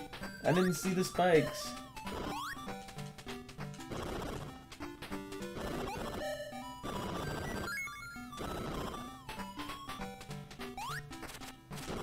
What's this? The Super Glove. Not to be confused with Nintendo's Power Glove, but okay.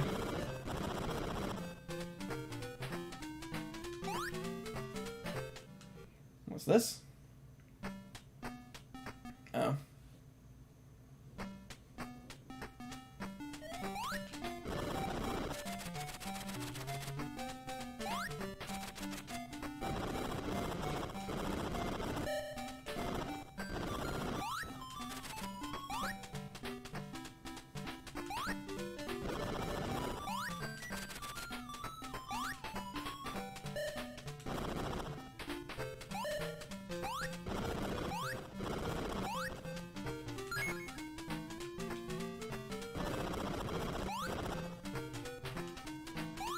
Yeah, these levels do look nice enough.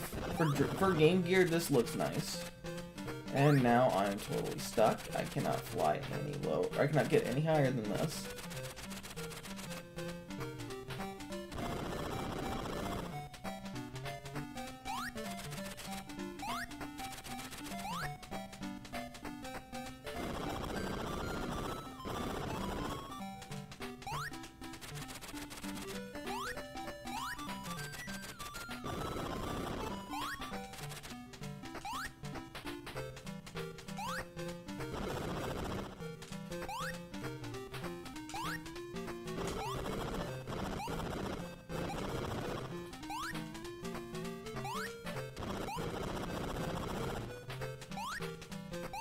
Yeah, that guy's just a little on the stuck side.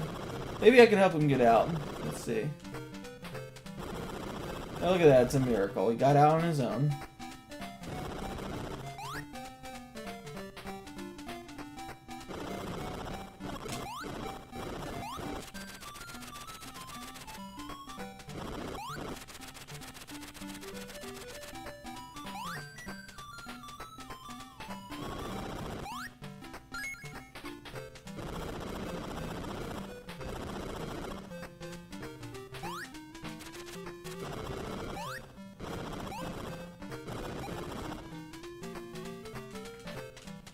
Alright, for some reason I cannot turn.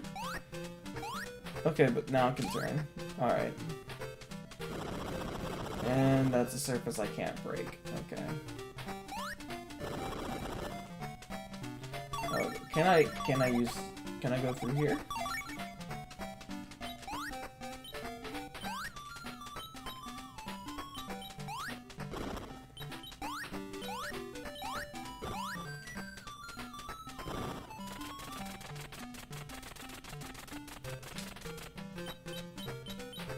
Nope.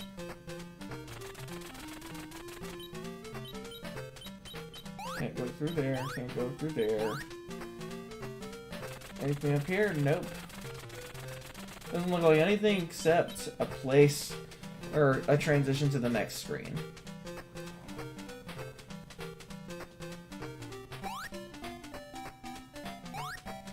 What about this lower pathway? Is there anything over here? Oh wow, a bottomless pit. Okay.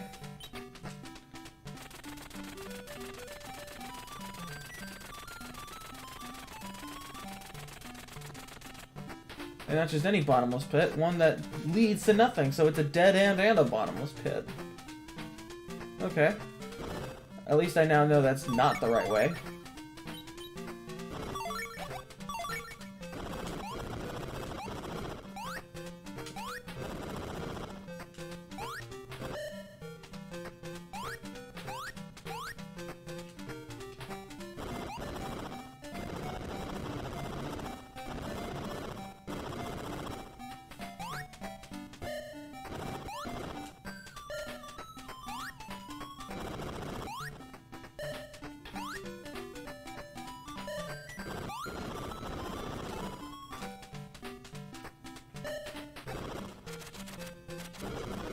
Here we go. Got it.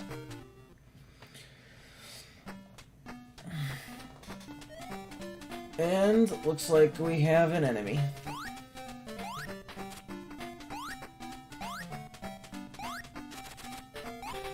Oh, the fuck is that?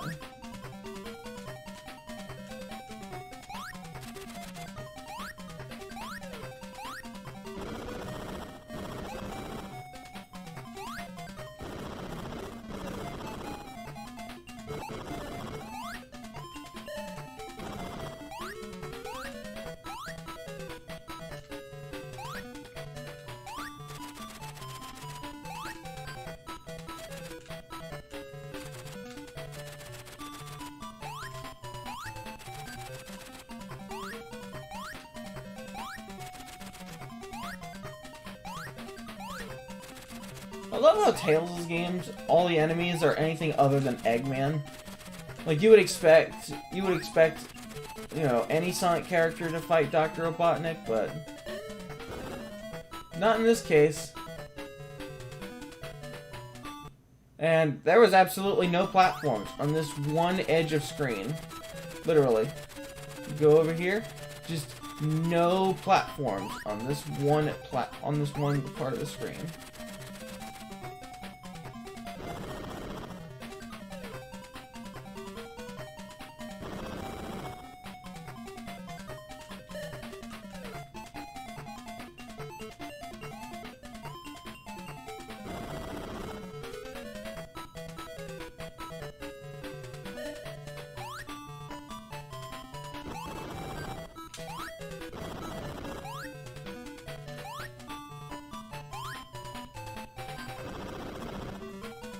How do you beat this guy anyway?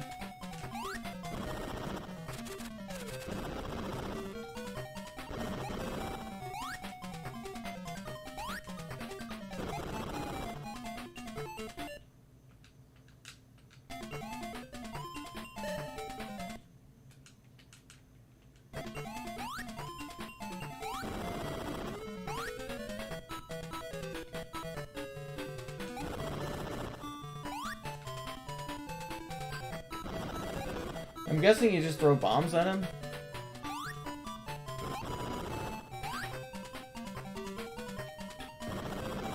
That's just my best guess, like...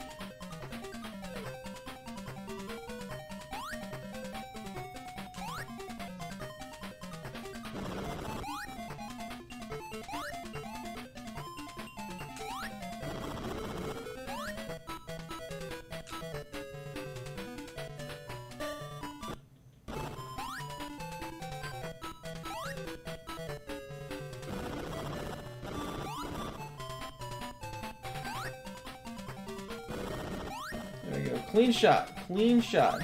Can I have a couple more like that? Look at that. Clean shot.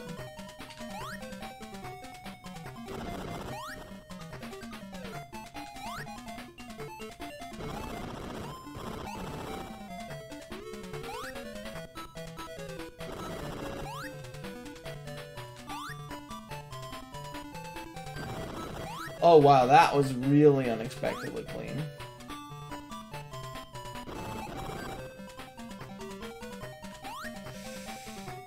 Fuck. Alright. Am I doing something wrong here? Like... I see no hints, I see no tips, so... I guess I'll just continue watching a walkthrough and see what I'm doing wrong.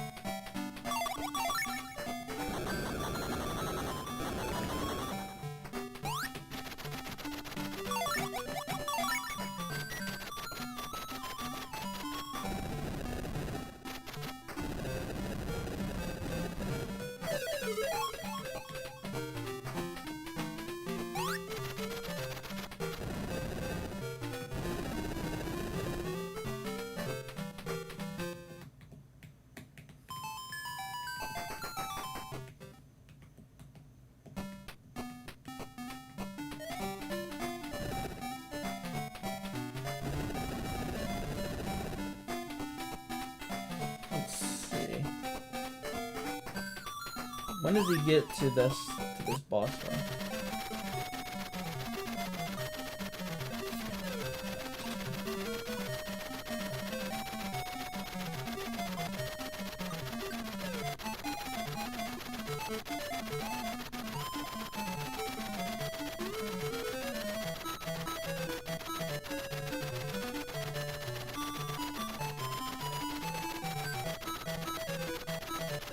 Alright, I'm guessing you don't fight him, you just have to escape him. That's my guess.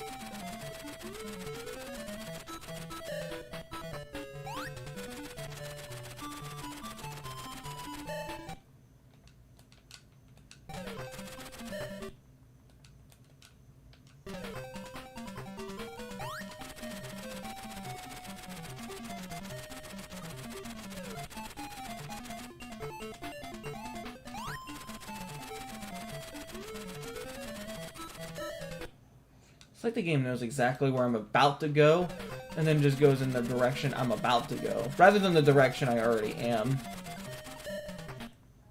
Like, it's not a complaint, it's actually pretty clever design. Yeah. It's like the game, it's like the CPU, or the character, is reading my movements. And sometimes it misreads.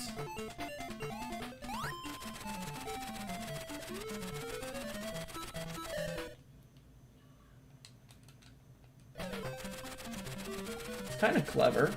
I just wish this battle wasn't so bullshit when you're down to the last 4 rings of health. But, okay.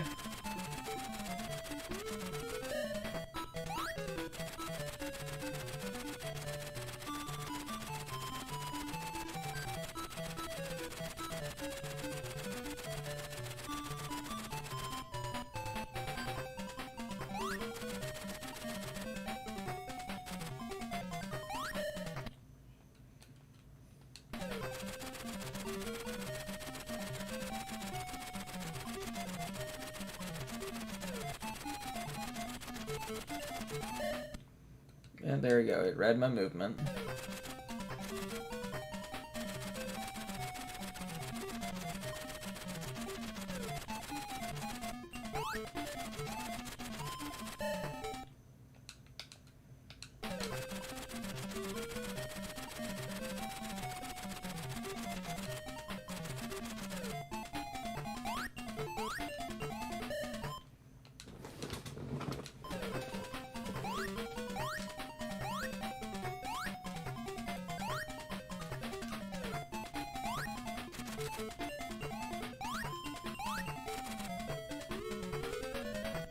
And he read my movement again.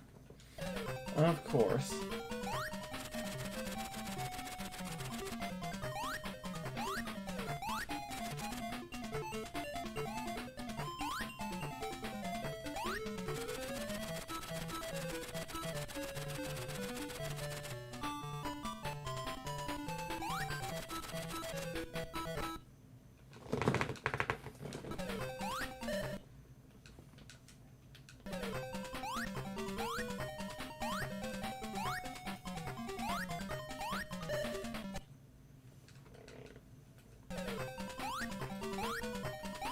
I'll tell you what I'm about to do. I'm about to just leave this area. Yeah, you know what? You know what?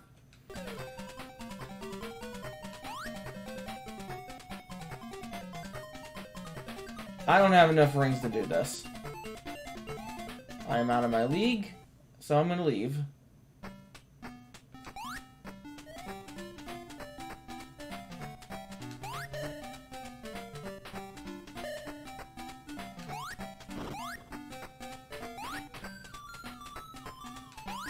Will this give me a game over? Nope, it just sends me back. Okay. Good. Back to Tails' house.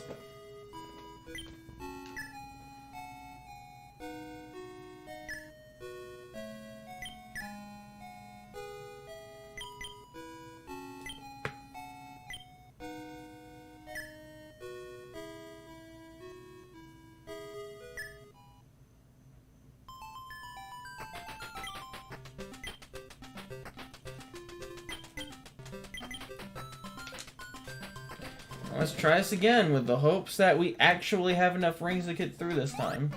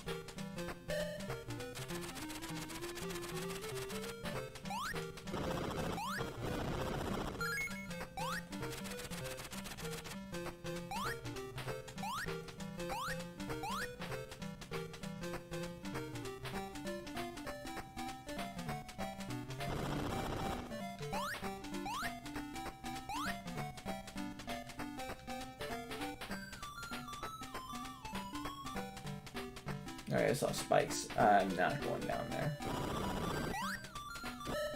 Oh, come on! Hit him! Thank you.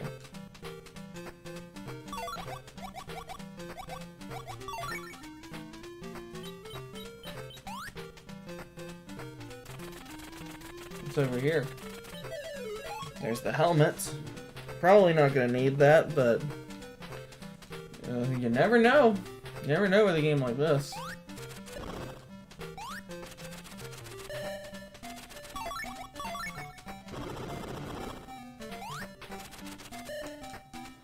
Oh my fucking god, let me through!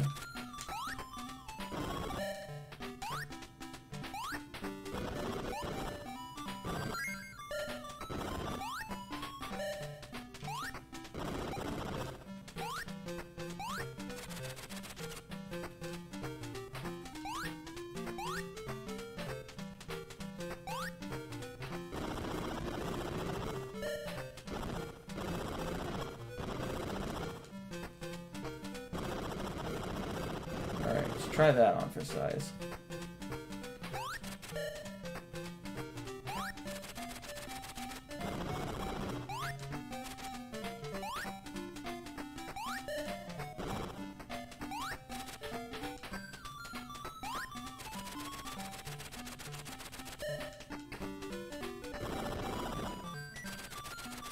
And look at that. Look how far it got down.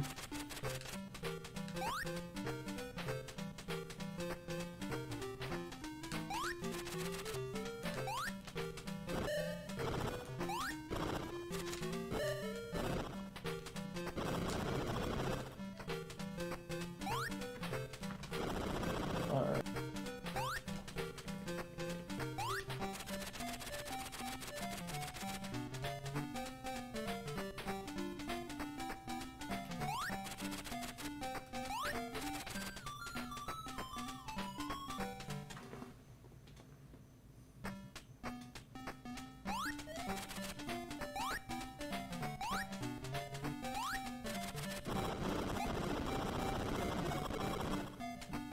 Alright, that's where I think the Knuckles power-up is.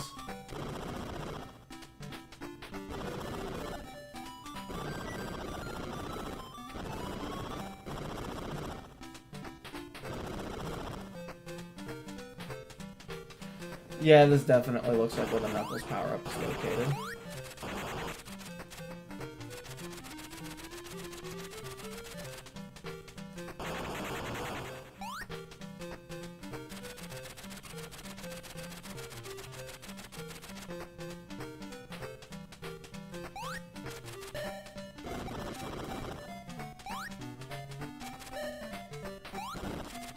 Look at that, flew right into the power-up. Right, not into the power-up, into the projectile.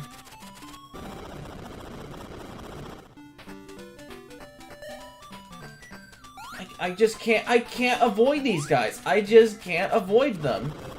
I have to take a hit, and the problem with taking a hit here is you don't get to move until you land. Like what's the fucking point? And now look, I have to go all the way back to the beginning again because I just wasted all my health trying to get here.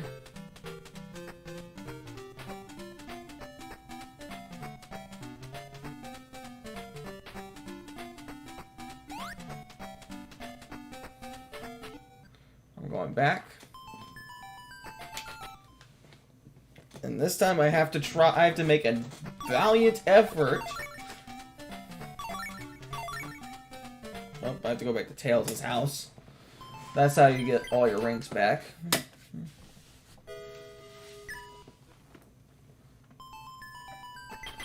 That's the most annoying aspect of this game.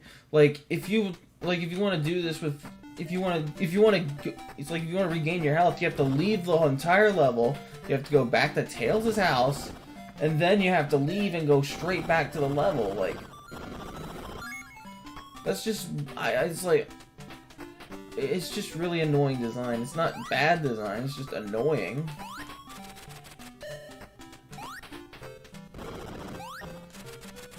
Alright, just... Come on.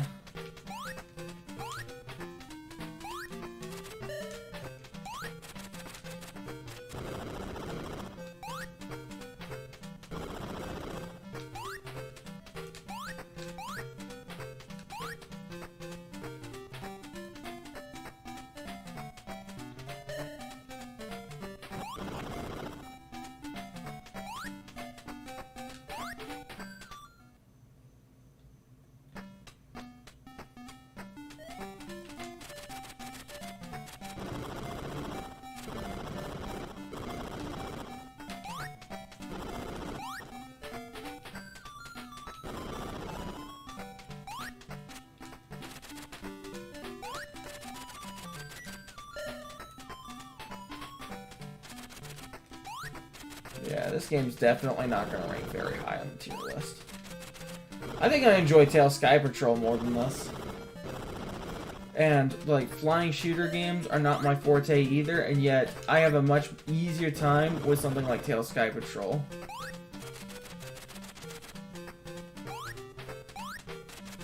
Because here, the enemies are just becoming less avoidable, like...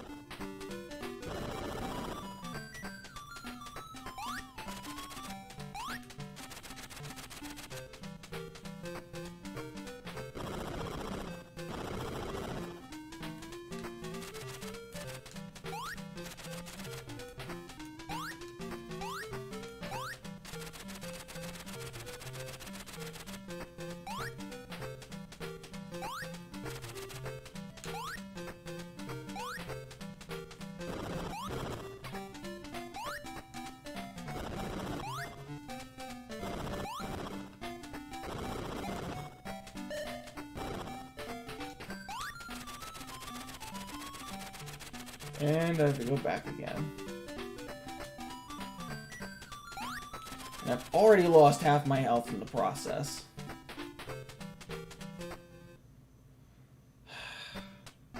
I hated it. I really don't want to have to do this, but...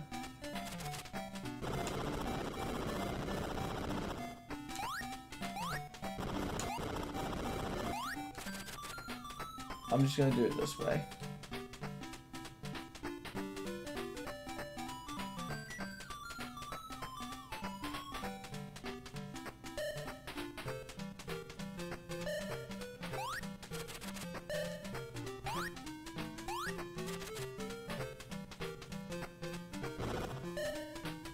Damn it! Ugh. Yeah, this is like definitely one I don't want to continue with.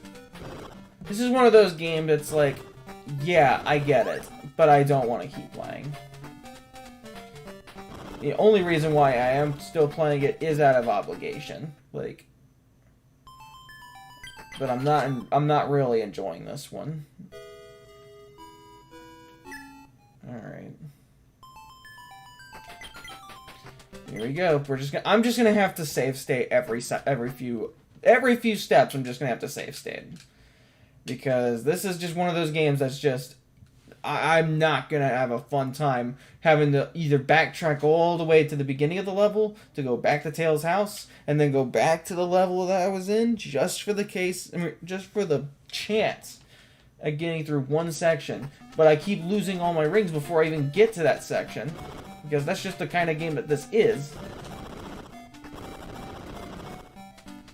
I don't like backtracking if the backtracking takes longer than actually playing the game. Alright, again, it's a Crash Twinsanity kind of situation where, you know, there's, like, even if there is fast travel, the way that you travel within the levels just to get through certain missions is annoying because, you know, I take too much damage.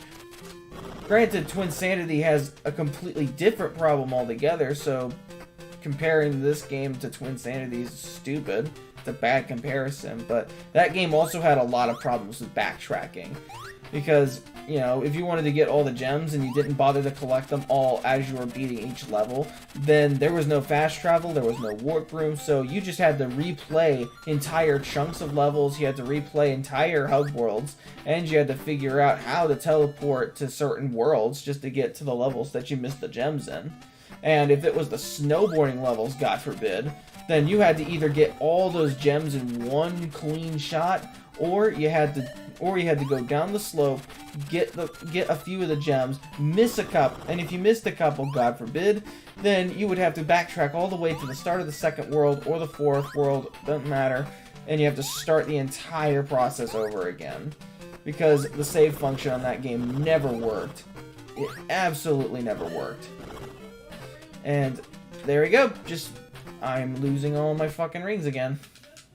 I'm just gonna have to... Fuck me. I'm just gonna wait until... Yep, there we go.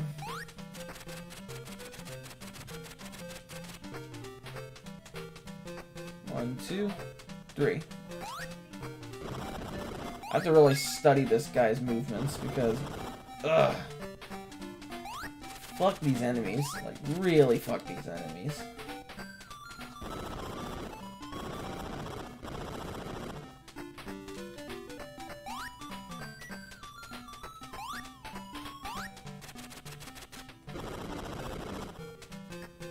So basically, if I fall down this area, it's over. I have to go and backtrack to this earlier area and then try again. Ugh, man. Yep. I really like Metroid Prime. Even though that game also had pretty annoying platforming areas, but this is different. This is worse. I hate exploring in this game. I really don't like it. I thought I was going to like it, but nope. I'm not enjoying this. Like, I just don't want to fight enemies. I just don't want to fight them. And look at that. It was a leap of faith and it didn't pay off. So, guess what I get to do? I get to backtrack again because I need these rings for the next battle, and every single time I get to that point, I lose them all before I even get there.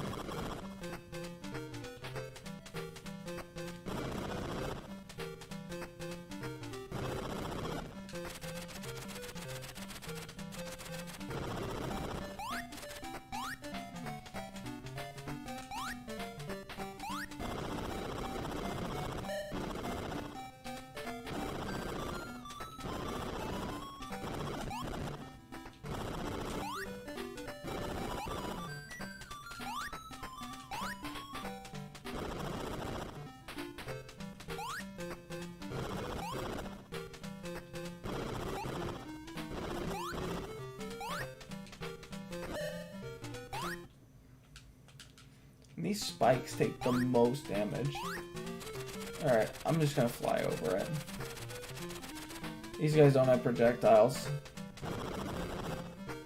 Oh, right. I went back a lot further than I thought.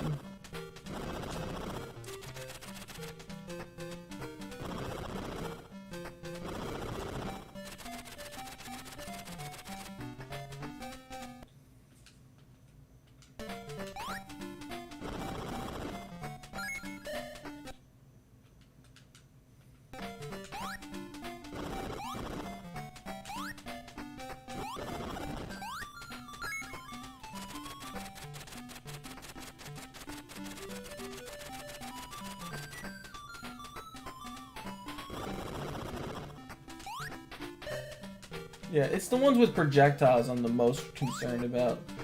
Because they're the ones who actually make you lose the most rings. Because it's just, they are a pain to avoid, and sometimes they're unavoidable.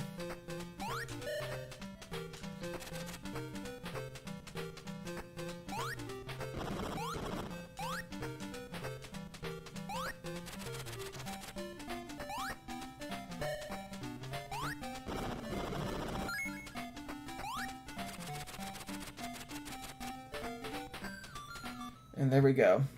With 25 rings to spare, we have made it to this fight again. And this time, I'm going to save my fucking progress at 25 rings instead of 4.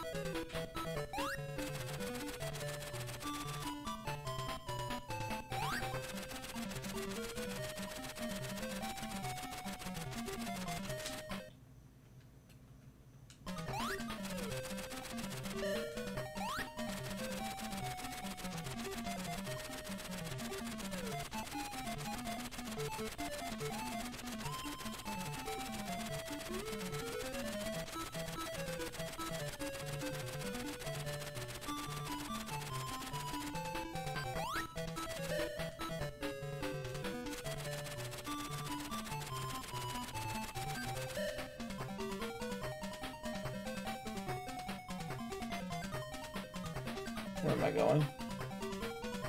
Where am I going? Oh, cutscene. And what's this? A Chaos Emerald, thank God.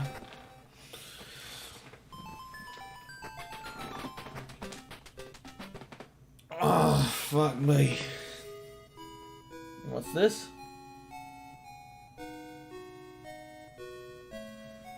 And now I have... Oh, okay. I guess we have a submarine? Or a drill? I don't know what it is. It's probably both, but... Okay.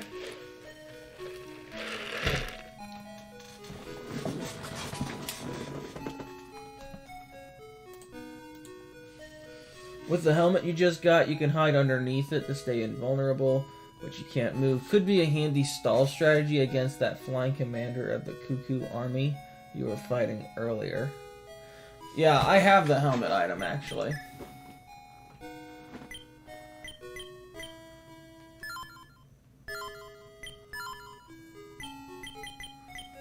Okay, so that is...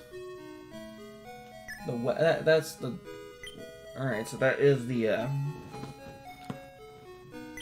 let's just equip what's in this inventory. So yeah, we got the helmet.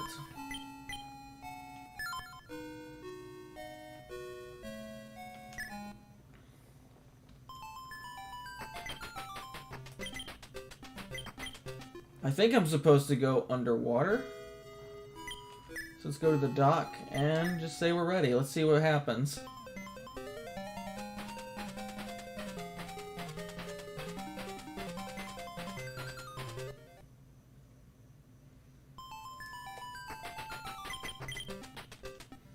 Okay, looks like there's a whole water section.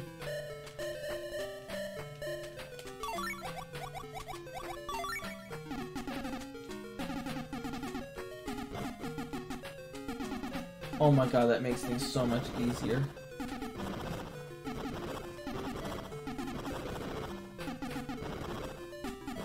However, you have to equip this right away, because otherwise, you know, otherwise you just don't have any way around it.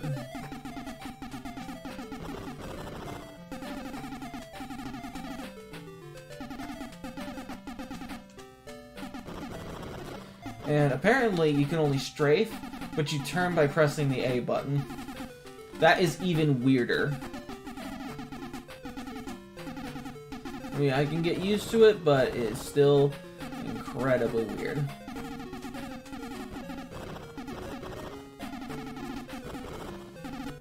And, okay, that's just, yeah.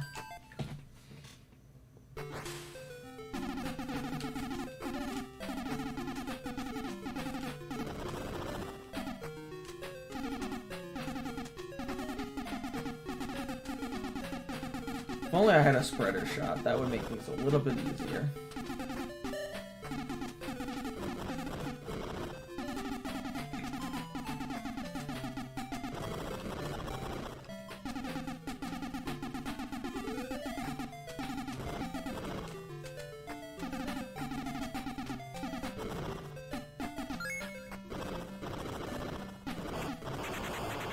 Okay, it is a drill. Okay. I was wondering what this was. It's a submarine drill. It's a combo pack. Alright.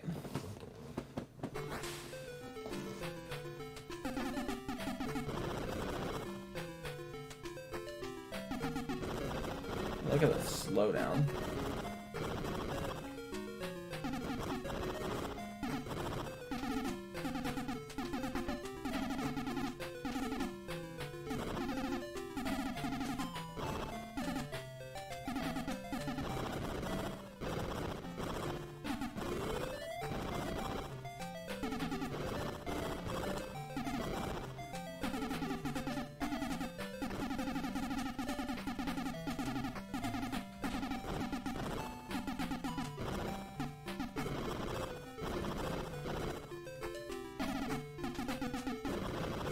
Figure out if there's any items that I can pick up from over here.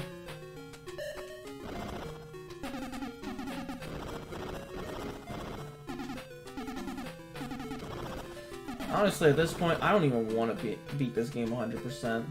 Like, if there is a 100% ending, if there is a good ending, then I'll just show it on fucking YouTube or something, but yeah, this is one of those games where even if I do understand why some people would like it, I just don't. And there are just elements to this game that I don't like, because it makes playing the game such a chore. Like, playing this game is a chore to me. Like, for one thing, the game chugs. Like, you can see right now the frame rate is just complete ass. And it slows down the game to a complete crawl. You also have the fact that backtracking is terrible. I think the backtracking in this game is awful. Because you have to unlock the ability to travel back to Tails' house. And that's the only way to get all your health back without, you know, dying and getting a game over. And then you have to also, and then if you have to teleport back to Tails' house, you have to go back to the beginning of the level that you were in. If you die at any point, it's game over. One life, no continues. You can put in a password, but that's really kind of all you got.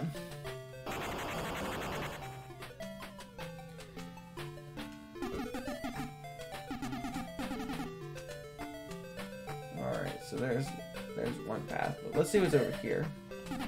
And I got blindsided.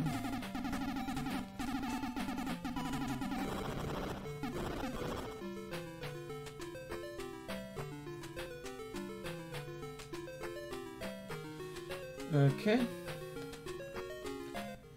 What's up here?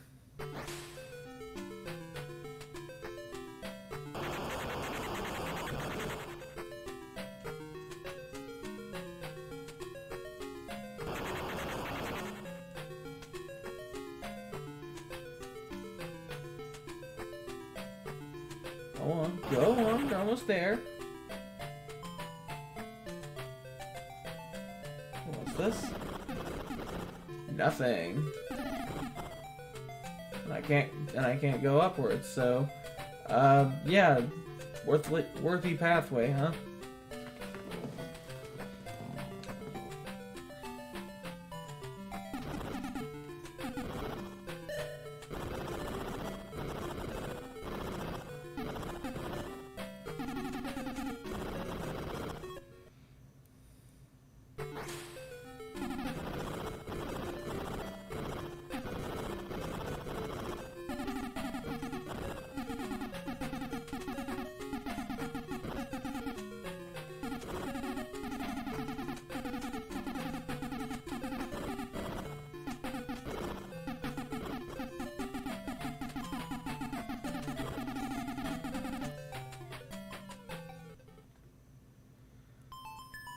And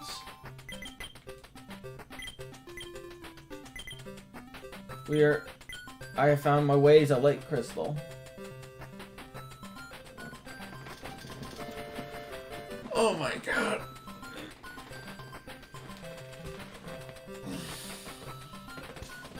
Ugh, fuck me.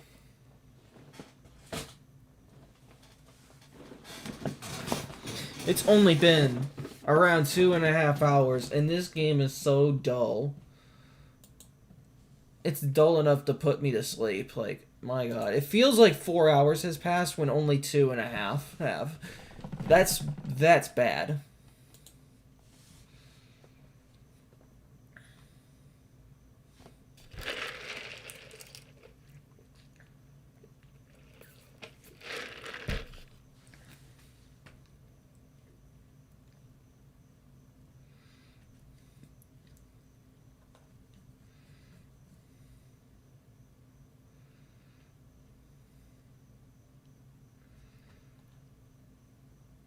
I almost just want to watch videos while I play this game, because this is so dull that I actually don't want. I actually don't want to keep playing this game.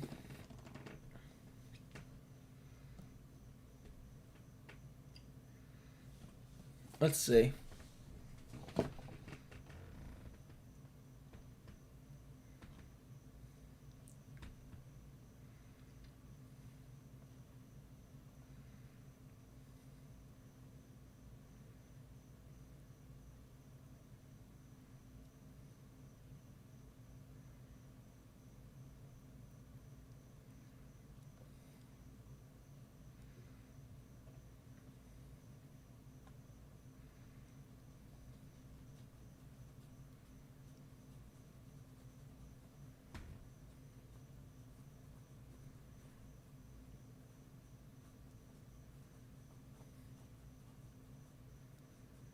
Let's see. I'm gonna go ahead and turn off sound. Here's what I'll do. I'm gonna turn off sound for the game.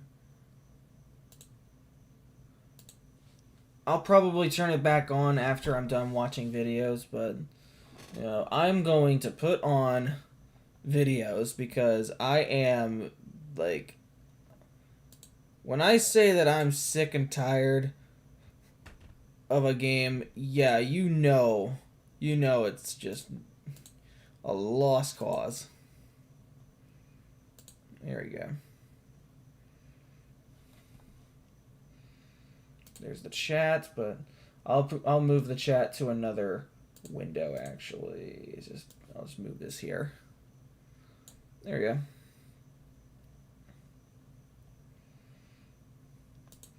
And Angel YouTube, imagine if this game was the prequel to Sonic Adventure. Oh god, I could only imagine how that would be. And the Cuckoo Army would be invading Mystic Ruins because apparently that's where Tails lives. But another day. Okay.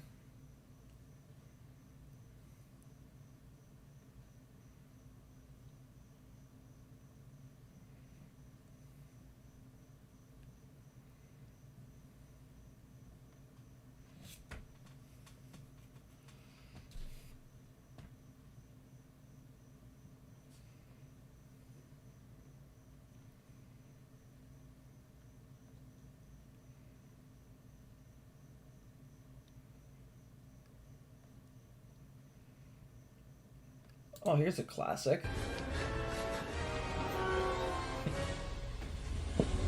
Whoa!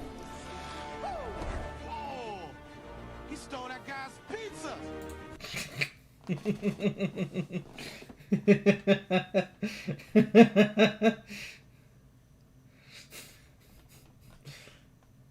Such a great line. This makes me want to watch Spider-Man 2 again. Whoa! He stole that guy's pizza!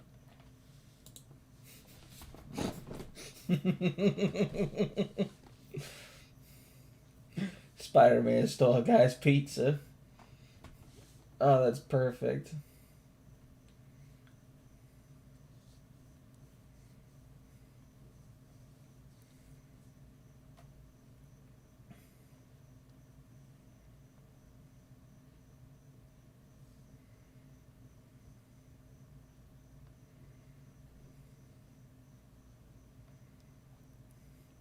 Let's see.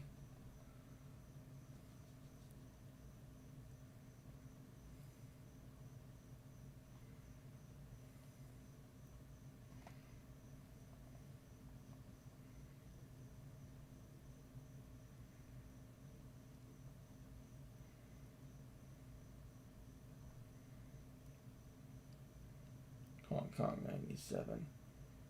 Oh, goodness. Yeah, you know what? I kind of feel like watching AVGN. Just...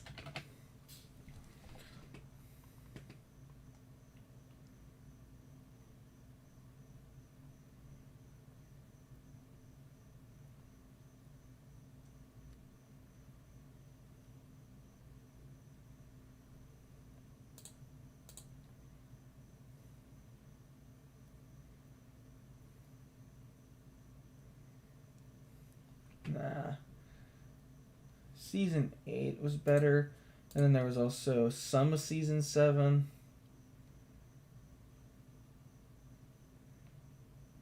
Nah.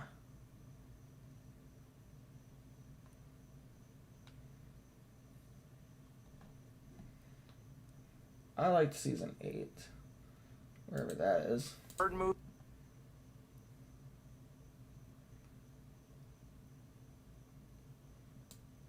Here.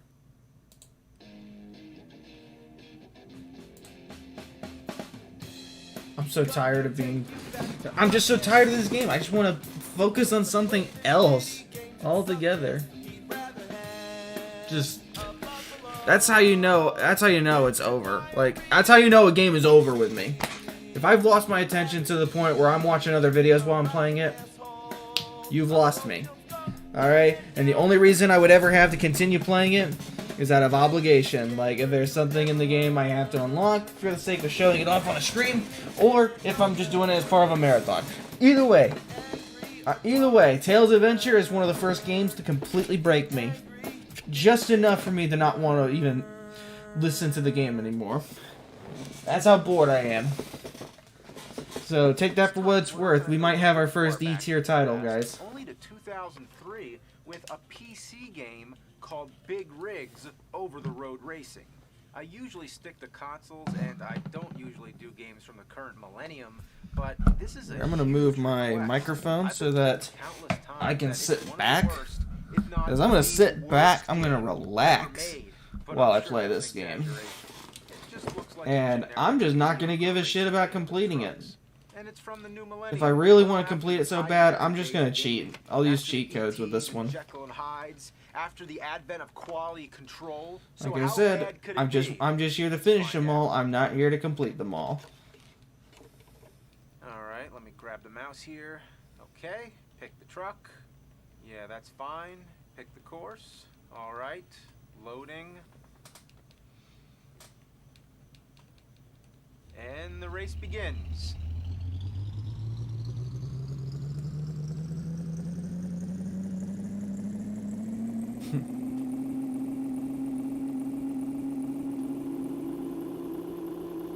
Granted, what I'm playing is a lot better than what the nerd's playing. Bruh.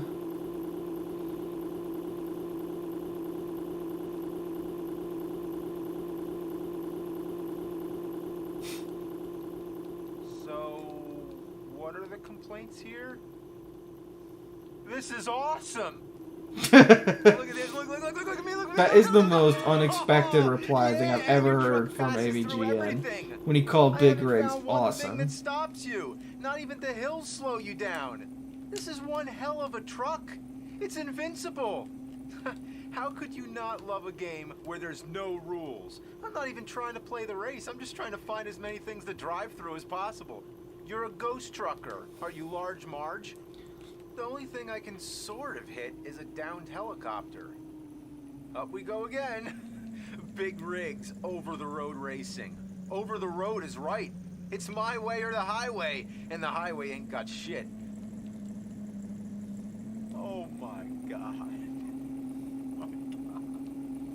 Look at this. You can go almost at a 90-degree slope. In fact, the slopes seem to make you go even faster. Yes, the truck is giving gravity the middle finger and actually accelerating up the hill. Nothing inhibits your control. You can slow down to a dead stop and then go backwards as you please. The truck just hangs out wherever it wants. It clings to the mountains like Spider-Man.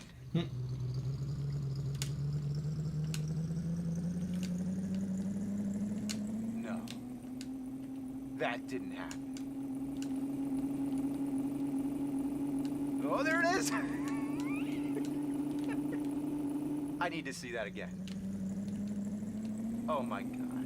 What happens if I turn? I'm under the bridge. And the bridge is levitating. And the ground is going apeshit. And I just realized there's no water. As if the river dried up. Is this glitchy stuff supposed to be the water?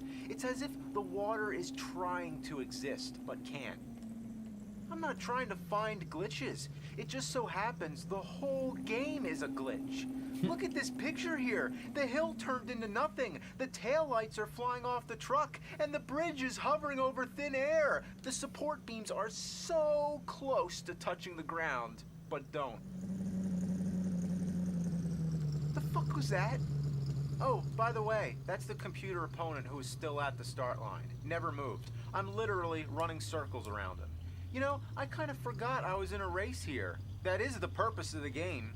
It doesn't matter which stage you're playing. The opponent always stalls at the start line and never moves an inch. You can spend the whole time driving through buildings, over mountains, and under bridges, and still win the race. What kind of challenge is that? Have you ever heard of a video game where you can't lose? How did the programmers forget to make the trucks move?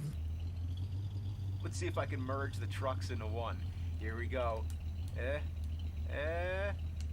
Yeah, that's some fine work. All right, let's go in reverse.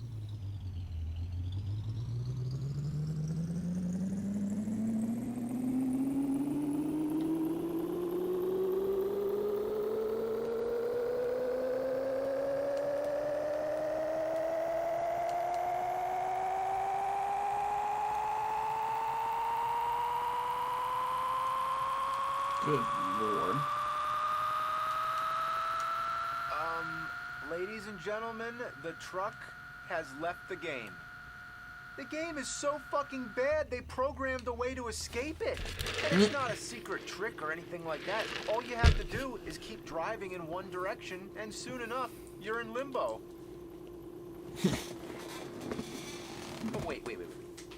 Let me comprehend one thing at a time here, all right? First of all, why does the truck go faster in reverse than it does going forward? It seems like it accelerates infinitely. How many times have I rolled the speedometer over? I must be going 1,000 miles per hour right now. In reverse, in a big-ass truck. I'm so far away, I can't even find my way back to the game. I've never been this far outside the boundaries of a video game. How do they let you do that? Even in the shittiest games I've ever played, even they stop you when you reach the gray wall of nothing. Even LJN games don't do this shit. This is the most unstable game I have ever played in my life. And would you believe that the copy I own is a more recent version of the game? Yeah, the version that most people have played is commonly found on the internet and is even less functional. In this version, one of the stages doesn't even work. If you try to pick this stage, it crashes the whole game. Not that it's any loss, it looks the same as any other stage. The truck you're racing against doesn't do anything different. It still sits there, waits for you to lap it and cross the finish line. Here we go.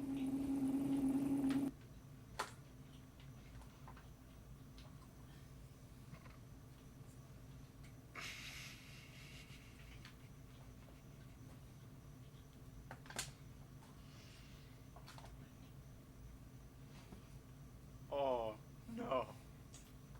No.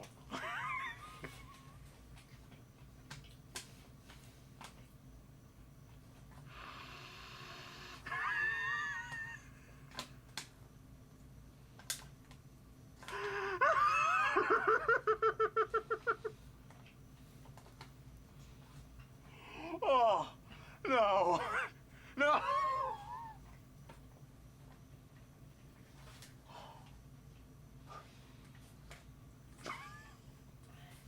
Your winner is the kind of stuff that turns horrible games into legend. It's the cherry on top of the diarrhea shake. It's already been a popular internet meme for many years, but in the packaged version of the game that I own, it's been corrected to "you win."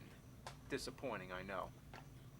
But there's at least one other version of this game, a newer one, version 3 as far as my knowledge goes. But anyway, this one has a major advancement, really big.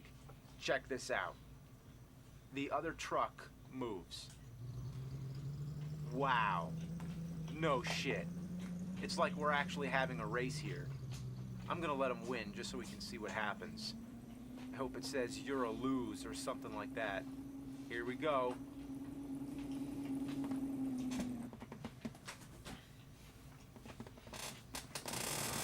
What happened? How did I win? Apparently, the other truck driver just decided to stop a little short.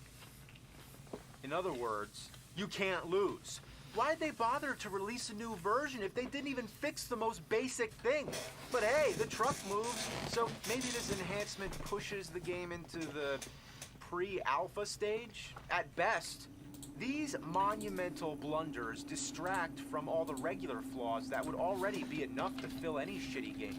Most of the stages look similar, there's little variety, there are no sound effects other than the engine of the truck, the taillights are fixated on the back of the trailer doors and they look like somebody made them in Photoshop with the basic brush tool. Want me to prove it?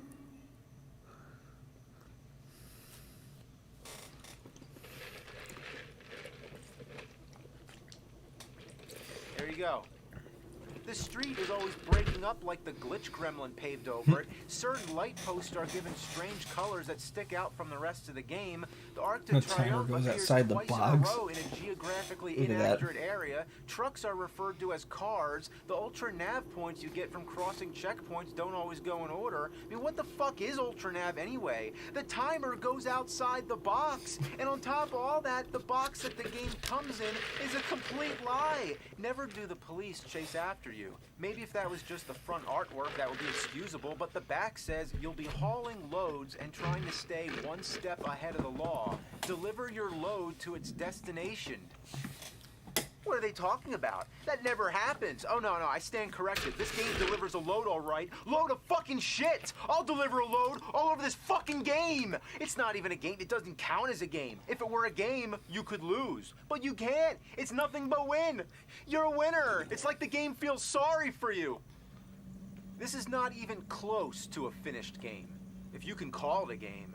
It's the worst game ever made. And I've played a lot. What is this, episode 118? So that is a big statement, but I'm dead fucking serious. It isn't as frustrating as Dr. Jekyll and Mr. Hyde. No, it's not as bad an experience as that, but in terms of functionality, this is an all-time low.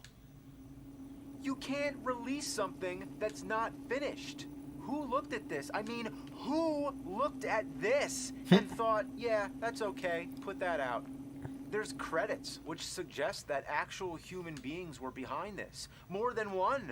What were they thinking? Why would anyone want their name on this thing? And did any single one of them look at this and think, maybe there's still some work left to do? By the year 2003, wouldn't there have been some kind of quality control? Even the worst games from the 70s had some playability. I would have assumed that Big Rigs was just some test game, some kind of demo that a college student made, not an actual game that got sold in stores. It couldn't have been sold in stores. But apparently it did. This is the box. It came in a box, and it was rated by the ESRB. Somebody from the ESRB looked at this game and gave it a rating. I know it's not their job to judge the quality of the game, but somebody looked at it and thought, wow, this is shit. But we got imagine the buying this mines. game, Okay. thinking it's going to be a cool racing game. I'm guessing the You bring it mines home are and play for it, the and you get this. It's like a cruel prank. I'm gonna guess the mines are They should have for recalled this game and the gave out submarine. refunds. Imagine advertising this sort of thing. Imagine putting a commercial on TV for this shitload of fuck. I wonder what it would have been like. Hey kids, strap yourself in for some action-packed racing. It's Big Rigs. 18 wheels of thunder, and we got trucks. Yeah, trucks. Big Rigs. Off-road traction, more power for non-stop driving action. Big Rigs. Over-the-road racing, above the road, under the road, who knows? Big Rigs. Never lose a race again. You're always winner with Big Rigs. Engines equipped with quantum phasing molecular mechanics to pass through solid objects so as not to interrupt the racing experience. Nothing stands in your way when you're Big Rigs. Rear spinning tires with warp drive velocity for interdimensional exploring. Leave the game behind and exceed the boundaries of existence. Big motherfucking rigs. Driving around in fucking trucks. Big motherfucking rigs. Big Rigs. Well, there's one last thing to find out. How fast can you go in reverse? Let's push the limits.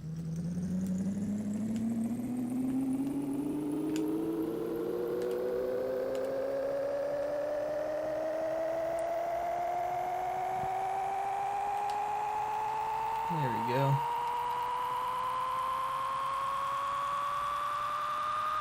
What's this way? Truck's fucking the ground.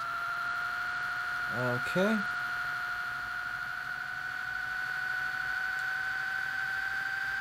That noise! That noise! How high can it go?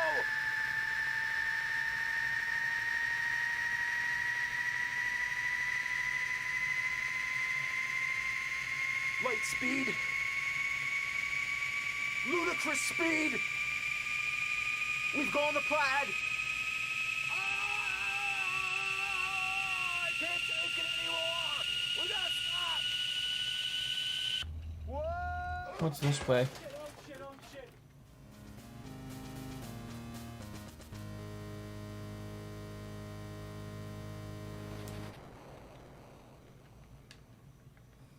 Okay. This game sucks. Yeah, there's really nothing here. He's gonna take you back to the past to play the shitty games that suck ass. He'd rather have a buffalo take a diarrhea dump in his ear. He'd rather eat the rotten asshole of a roadkill skunk and down it with beer. He's the angriest gamer you've ever heard. All right. He's the angry Nintendo nerd. He's the angry Atari Sega nerd. He's the angry video game nerd. There is a game that is said to be even worse than Big Rigs. It is also a driving game, and it's called Desert Bus. It was so unspeakably dreadful that it was canceled before it was ever released. It was one of 6 games included in Penn and Teller's Smoke and Mirrors for the Sega CD. That's right, Penn and Teller were behind this. And if you haven't heard of them, well, how do I sum it up? Basically, they're two of the greatest entertainers of our time. They mix magic and comedy, they perform it live, they defy physics, they're funny as hell, they attack bullshit, and they've been doing it for nearly 40 years. So their first attempt at a video game in 1995 was a very interesting one and something that only they could have made. See? You gotta be careful, those thermographics. Smoke and Mirrors is like the anti-video game. It's made up of 6 mini-games that exist for no other reason than to play jokes on your friends. Explaining them all in detail would be a disservice for anyone wanting to try them out for themselves. Okay. Of course, I need the the game was remote never bomb. released, but prior to its cancellation, it appeared in Sega Visions magazine and even made the front cover. The true reason it was canceled was because the company, Absolute, went out of business. But like anything, the game found its way onto the internet and has been circulated, people have played it, and it's become sort of a cult hit.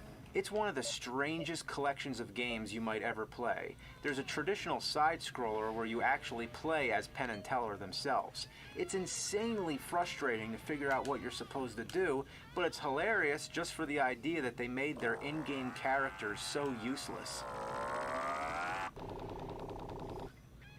There's a part where an enemy magician is throwing straitjackets at you, and you have to bounce them back using an umbrella. Trying to hit this guy is just as much of a trick as anything Penn and Teller have pulled off themselves. The straitjackets always bounce in the wrong direction.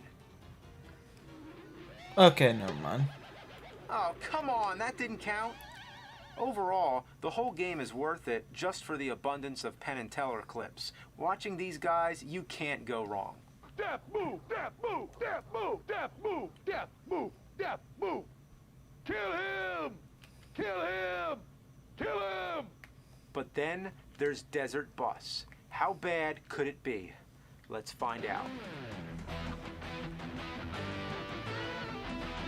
From Tucson, Arizona, I'm guessing this to is Las how you Vegas, beat him? Nevada. Are we going to Las Vegas to see a Penn and Teller show? I hope. Okay, I'm driving the bus. Come on, bus. I heard the ding. Come on, bus. Come on. Okay, slowly but surely. Here we go.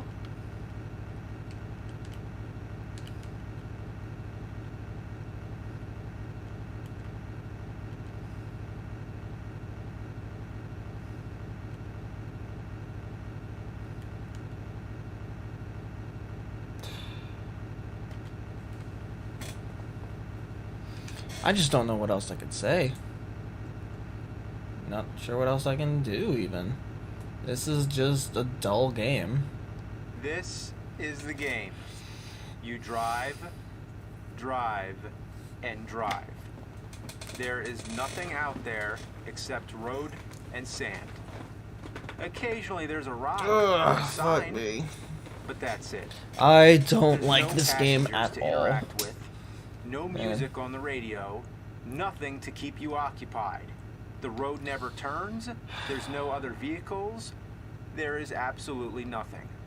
You can open the door with the beep on. Here's what I'm gonna do. Basically, I'm it like, makes a I am sound so effect. tired of this game, That's even a though little it's only something you been can do less to than entertain 3 yourself. hours. I'm resetting and I'm using The bus cheats. can't go any faster than 45 miles per hour. I don't know why. Maybe Dennis Hopper has a bomb on it or something. So there's no hope of speeding up Here's this what I'm gonna test do. of human attention span. I'm gonna use So, how continue, long is this and trip? we are going It's to 360 cheat. miles to Las Vegas at 45 miles per hour. That would mean 8 hours.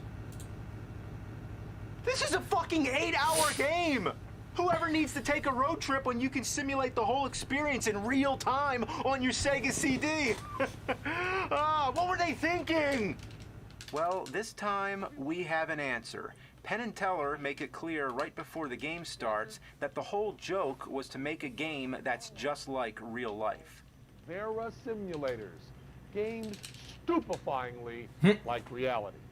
I've read in various interviews with Penn that this was in response to all the controversies at the time about all the hyper-violent video games. So, instead of something imaginary and fun, here's the real-life mundane task of driving a fucking bus for 8 hours! Well, if we're gonna do this, we're gonna need several bathroom breaks. Let's pause it. What? The start button blows the horn. there's no pause. You just have to keep driving. I wonder how many people have pissed their pants while playing this. All right, let's You look can't at even dock. stop to get something to eat. Let's equip Manual, stuff. Let's see and what we yes, got. there Look is at a all manual, this. Look at says, all that no, shit. It's not an oversight. Does your There life we have go. pause control? Yeah, this is definitely a low point. Ah. I'm driving.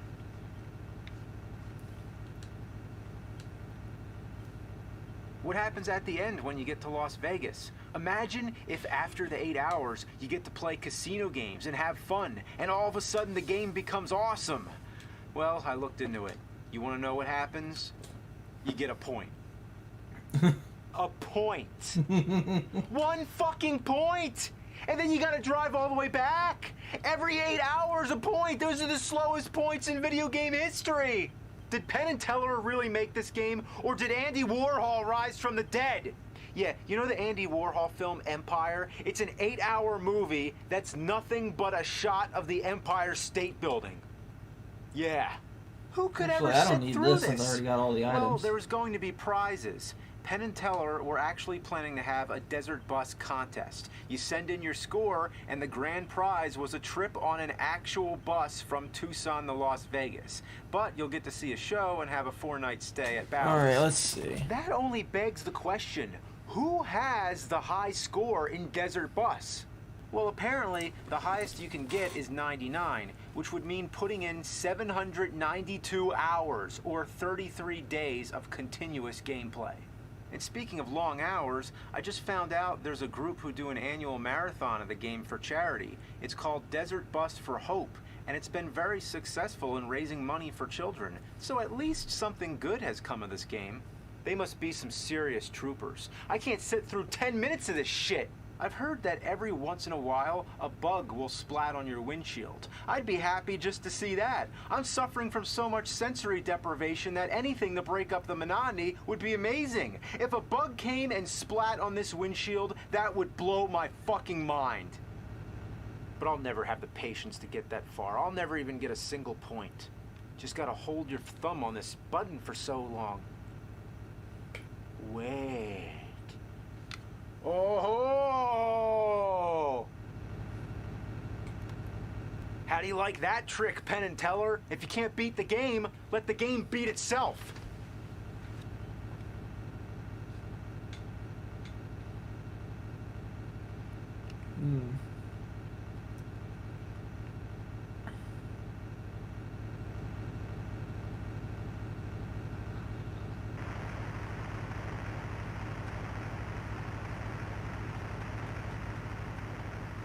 What? What? The fuck? It's stuck. The bus is stuck in the sand.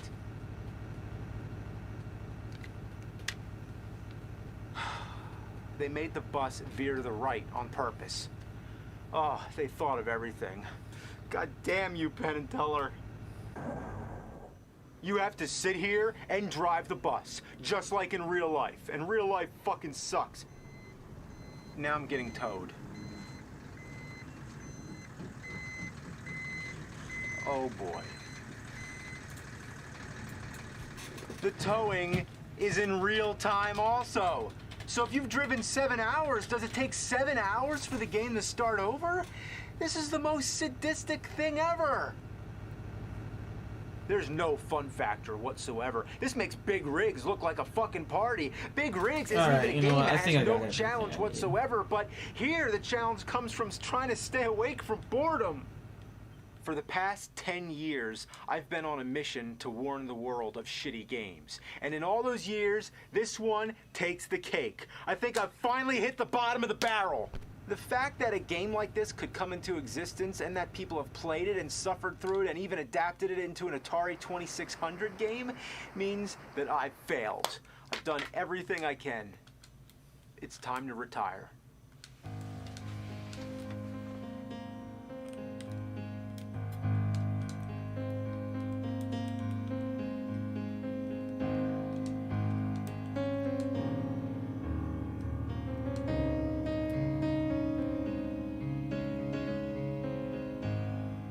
Yeah, this is how bored I was of this game. Look at that, just had the cheat.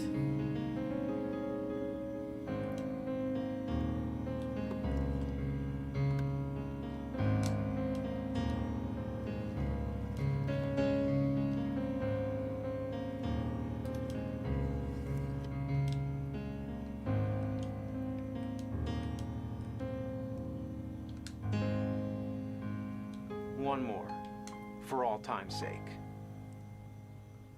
This game is a hack of Castlevania 2 by the almighty Guru. As I said 10 years ago, the original game is full of problems. How would you ever figure out that you're supposed to throw an oak stake at that orb? One of the biggest problems in the game is how cryptic it is and how none of the townspeople tell you anything that's useful. Instead of giving you clues like any other kind of adventure or RPG game, they just give you a bunch of nonsensical riddles. But here, in Castlevania 2 Redaction, we have real clues. Yeah, all the dialogue's been fixed, and now it actually makes sense. I can't believe that somebody's actually been trying to fix this shitload of fuck. But what about the day-to-night transitions? Why did they think that that would be a good idea and interrupt the gameplay? Did they think it would be more realistic? I mean, in real life, I don't have to stop in my tracks when the sun sets and a fucking box doesn't pop up in the air.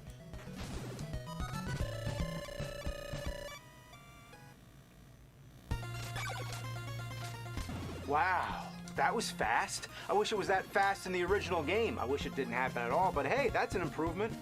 In general, all the text moves a lot faster. I'm really digging the clues. It even tells me stuff I never even knew, like using Dracula's nail to take out blocks. I had no idea you could do that. He doesn't look anything like Dracula. Instead, he looks like a Grim Reaper. Even Dracula's face has been changed. It's still annoying how long it takes to collect hearts to buy stuff, and also those annoying invisible platforms are still there. But all these improvements are a good start. The most annoying cryptic thing of all is how it never tells you how to pass through the wall. Would you guess that you're supposed to pass through this wall? You need to have a red crystal selected and be kneeling down and wait a little while before this magic tornado comes and takes you to the next part of the game.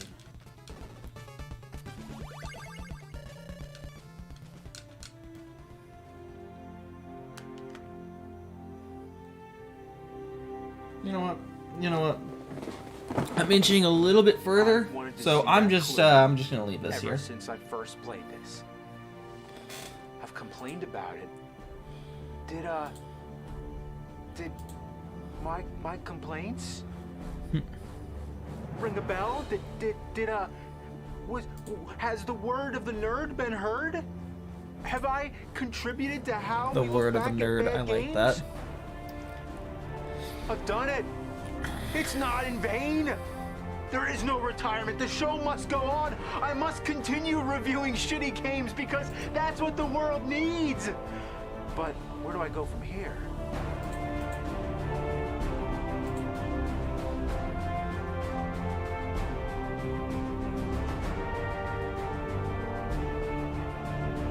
I've had so many adventures within these four walls. I need to take the adventure outside. I need to go do something bigger, something to top everything that I've already done.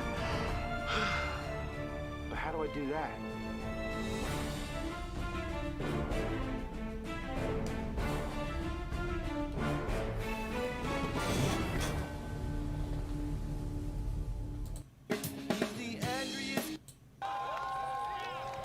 When the game starts, E.T. comes down from space. Now he has to go back? Why'd he come down in the first place? All he had to do was stay on that ship, and there wouldn't be a game. And wouldn't that be better if E.T. just came down and went right back up again? Was there any colors available besides just green? The ground is green, the pits are green, and even E.T. is fucking green. I feel like I'm taking a colorblind test. No matter where you go, you fall in pits. They're fucking everywhere! You get out by extending your neck, which somehow makes E.T. float. When in the movie did E.T. extend his neck to float out of a pit? Once you reach the top, most of the time, you just keep falling back in. Oh, fuck! Get out of the pit, get out of the pit. Fuck! There's a trick. You gotta fuck about with the controls just right. It's just a really bad learning curve. There's a way to catch yourself before you fall down, but you'll never be expecting it when you fall. Oh, look, shit. The human brain can't react that fast. I don't know who can pull off that trick. Maybe ninjas that take speed and sit around and play Atari all day. The goal of the game is to find 3 hidden pieces of a phone that E.T. needs to call home with. And guess where you find them? In the pits. When you're walking around, you pass over these invisible spaces which hold special items. When you're standing on these spaces, you can use them to perform a certain action. For example, if you come across an arrow, you can use that to transport you to the next screen. But half the time, you're going to end up on a pit. So if you want to use the arrow, you need to remember what's on that space on the other screen, as if the game is forcing you to think fourth dimensionally. What is this game, for fucking scientists? It's marketed like it's for little kids, and that really shows a lack of communication. Also, the whole game works off a randomizer. All these zones and the phone pieces, everything, they're always hidden in a different spot every time you start the game. Some fans have spoken out in defense of this game, saying that it's different every time you play it. Kind of like how every time I take a shit, it's always different. What I really hate are the FBI agents and the scientists. The scientist takes your ass back to the buildings and the FBI agent takes all your phone pieces. What an asshole. Trying to outrun these guys without stepping in the holes is a real pain in the ass. Come on, you motherfucker, come on, fuck! And how come they can pass over a hole and you can't? Yeah, go ahead, pass over the hole again. Yeah, fuck you. I'm gonna pass over your mom's hole. Even if you find the pieces, it's worth Jack and shit. And Jack left town. That's because you need to find the phone home zone also. It looks like a Space Invader alien, but there's only one in the entire game. And keep in mind, it's always someplace different, so you have to trace over every fucking space. It's like trying to find a needle in a haystack, or like a turd in a mudslide. All the senseless running around drains your energy. That's right, E.T. dies from moving around too much. So maybe I'll find the call zone first. After all, finding the phone pieces are easier because the question mark I really don't know what else I can say about this game. It is so fucking dull. I wasted all my energy. Like, maybe I'll find the phone pieces first. Okay, got the phone. Like, the best way to summarize this game is, this is not a style of game I usually play, and it's not just that, it's that this game, like, I don't like games that force you to backtrack. Like, I don't like games that force you to backtrack to the point where every few steps you take, you have to go back. I don't like this. So,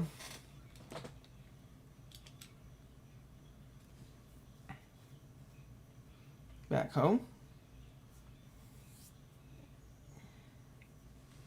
Let's figure out what we're gonna do. So, I said I was gonna finish every Sonic game, so I am going to finish this game too.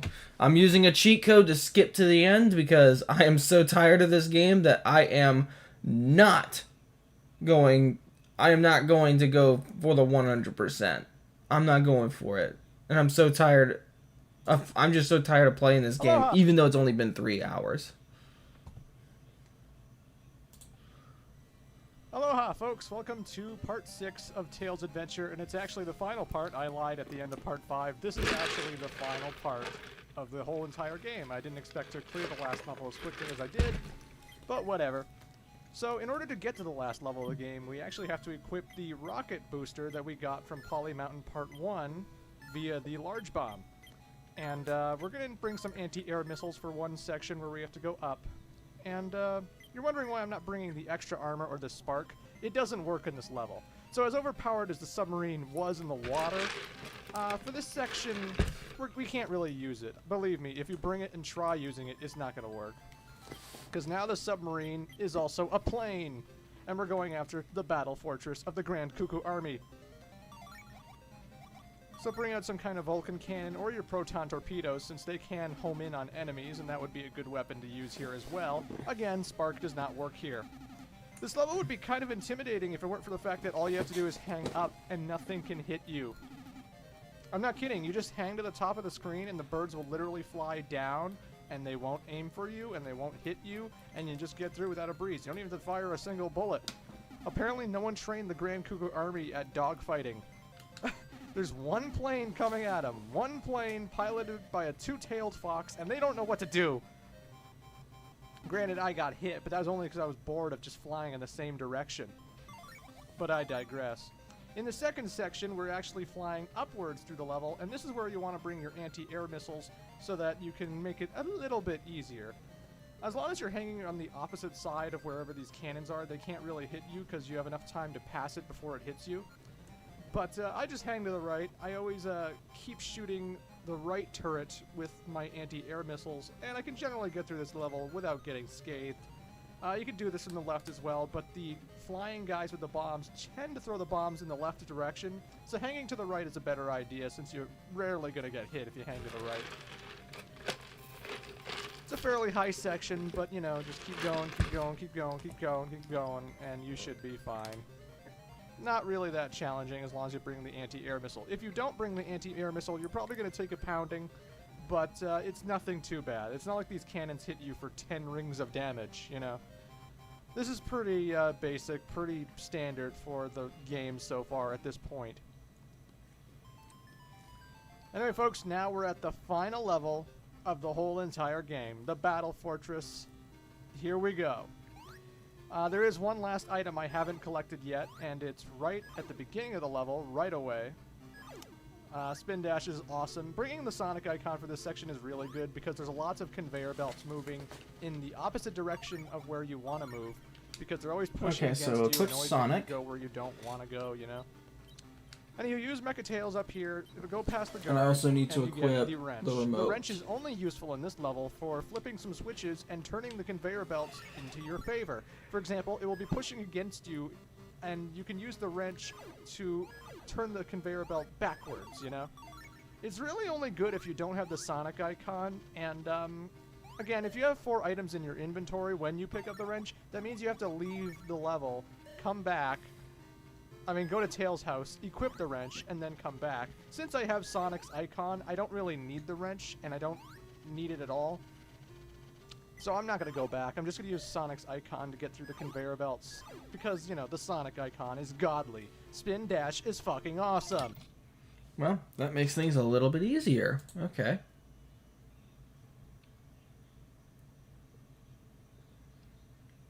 You know what? It's not Christmas, but his 12 Days of Shitsmas is one of the funniest Christmas specials. It's Christmas time. Well, it's one of my personal already, favorites. And that means more shitty games for me. And Alright, but I got everything I need here. Thanks to all you, all requests, a despicable dozen, and we're gonna savor these juicy The Despicable one Dozen. day at a time. Because That needs to be like a Christmas villain name. Since I first started doing these Christmas specials, so we're gonna do something a little different, a little excessive. 12 days of Shitsmas. Oh wow, it actually does work.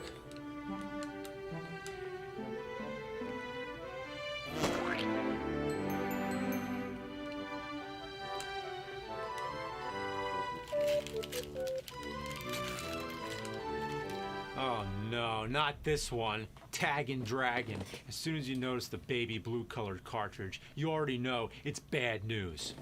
Let's pop this fucker in. Oh, I distinctly remember this. That is one pathetic looking dragon. It looks sort of like a frog-pig hybrid. I don't know. There don't really exist words to describe it. They obviously had a completely different team working on the label because that dragon actually looks pretty rad. This means we've peeled off one layer of this shit heap. Now let's dig in.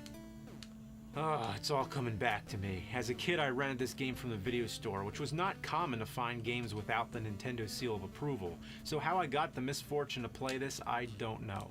The goal of the game is very simple. Bite all the tails of the other dragons and then progress to the next round. That's it. You wish these dragons would do something awesome like breathe fire or fly, but no, all they do is chase each other around in circles like a bunch of monkeys. I had no idea it was possible to make dragons so boring. Everything blocks your way. You need extra clearance to get the dragon around the turns. All right. It's like trying to drive a trailer truck through alleyways. Oh, come on, come on, come on, come on, come on, come on! There's no long-range attack. The only way to bite their tails is to get all up in their ass. Sometimes it works, sometimes it doesn't. All you do is mash buttons and hope for the best. Come on, come on, come on, come on, come on, you motherfucker, you motherfucker! Look, look, look. Look, look. Oh my god. Ah!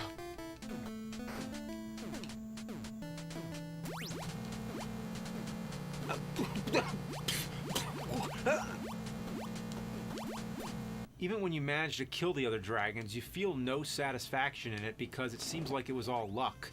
This is the kind of game you could play with your eyes shut and it wouldn't make any difference. It's just Right, I round think that's after all I need round to of get this from over there. mind-rotting, button-mashing madness. 3 deaths and it's back to the beginning. I should mention there's a 2-player co-op mode and a versus mode. Yeah, next time you're thinking about getting some friends together to play some Super Smash Brothers, nah, Tag and Dragon, man. Even as a rental, I only played this game for a few minutes, and that's rare. When you rented a game back then, you'd usually make the best of it, whatever it is. Even if the game's bad, you didn't have anything else to do anyway, so you had no choice. But with this game, it was one of those days where you just gotta cut your loss and break out the deck of cards. Well, that was painful, but we're just getting started.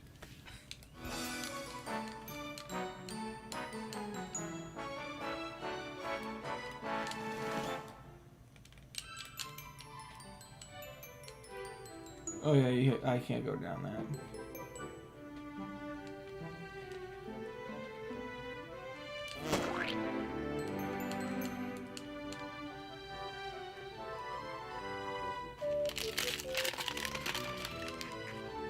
Oh no, it's Alf on the Sega Master System. Of course, it's based on the TV sitcom from the 80s. I used to love that show just for the fact that the star character was a puppet.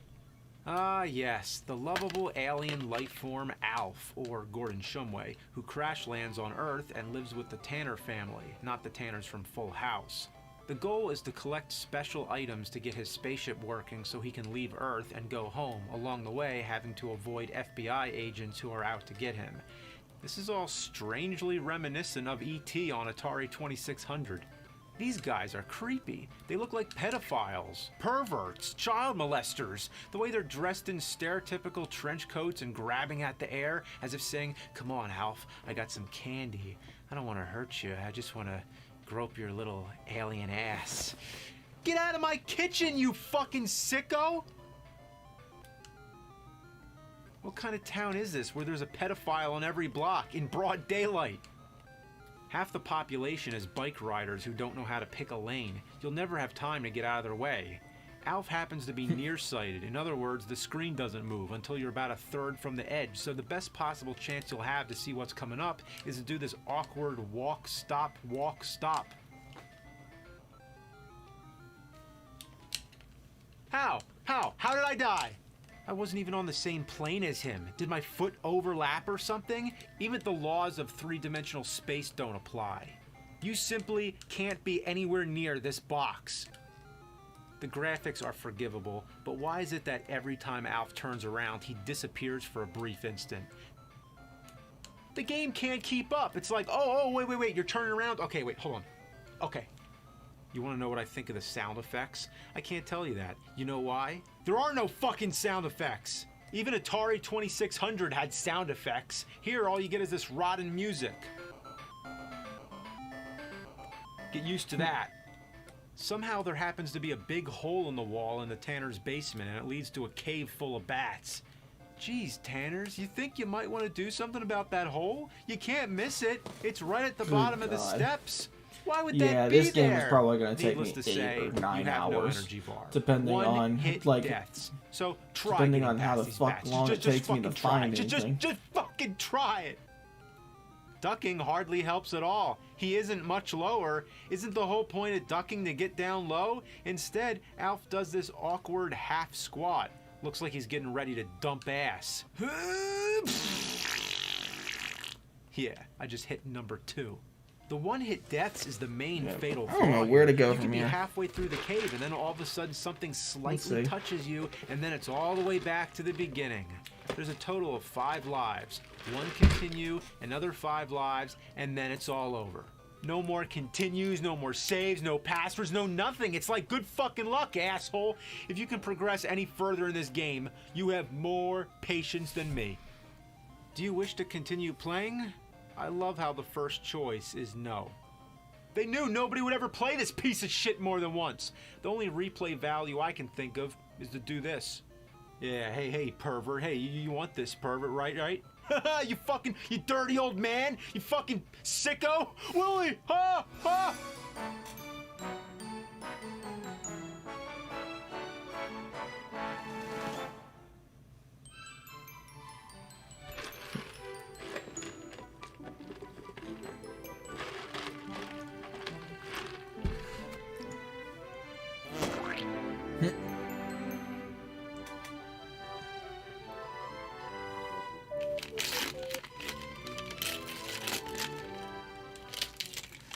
Crazy Bus. This isn't even a real game. From what I've heard, it was some kind of demo that somebody made as a test in Venezuela in 2004, and for whatever reason it was made to run on a Sega Genesis many years after the cartridge days of gaming. It's a strange anomaly that deserves further examination. So, let's take a look at Crazy Bus and see what's so crazy about it.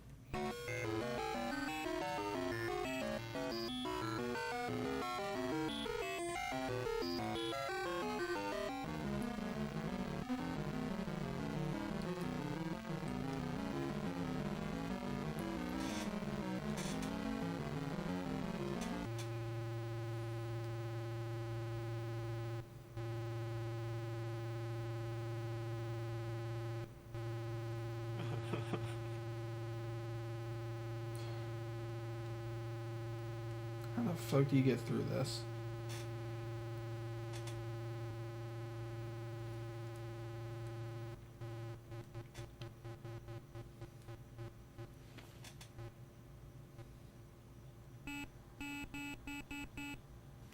How did this game come into existence? It isn't even a game. I mean, it's the only interactivity is moving the bus and honking the horn. It's as less of a video game as possible. Tiger handheld electronic games were more in-depth than this. There's no goal other than to see how high you can rack up the score. In other words, how long can you hold the D-pad for? You like that game? Well, you don't even need the game, just a controller and a timer. It'd be more fun to stare at a wall. I have a whole new appreciation for Desert Bus. Big Rigs is more exciting than this shit. This broke the shit scale. This is a whole new higher level. First there's poop, then there's shit, and then there's defecation. Who found this gem and put it on a Sega Genesis cartridge with a case? They're shit diggers. They dig for shit. It's like finding somebody's garbage and then packaging it up for the world to see. I guess there might be somebody out there who might enjoy this game. Somebody who happens to be very interested in Venezuelan buses. Yeah, if there is any game for the Venezuelan bus enthusiast, this is it. You're looking Do you find any way to Venezuelan get buses through Tales in Super Adventure. Mario World? No. You are So you totally can't argue. lost. This is the definitive Venezuelan bus game. I mean, come Just on, like right? me. You get these great photos of the buses, and you get to look at the photos and drive the bus at the same time. You can even go backwards. You can honk the horn. What more could you want? When the digits are the same color as the background, that gives you an added challenge of trying to read the timer. Crazy Bus, man. Don't forget it. Say it. One word, not crazy bus. It's Crazy Bus. And it's fucking crazy. Whoa, we're driving a bus here. It's fucking crazy. Oh my God, I can't take it. It's so fucking crazy. Crazy Bus. Crazy Bus. Crazy Bus. Whoa. The driver fell asleep on the wheel. Oh, and that soundtrack. Oh, gotta get that soundtrack. Gotta crank it up in your car. Yeah! Fuck me sideways. That fucking soundtrack. Fucking A. Ugh!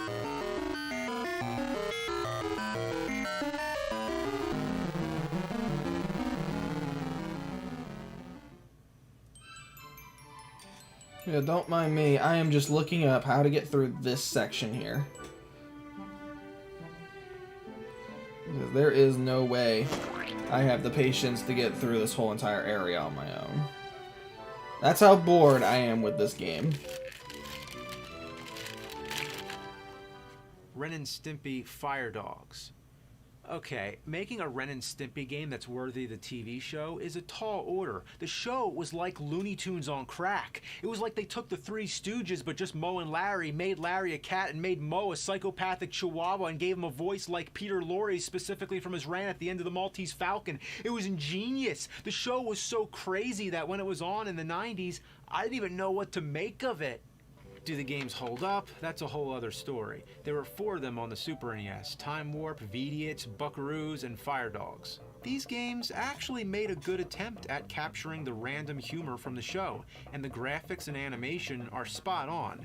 You take Ren, for example, who on the show is a flexible character of 1,000 facial expressions and body shapes. They could have taken him in any direction and gone off in a completely different tangent, but the looks they gave him are just like the looks you see on him in the show.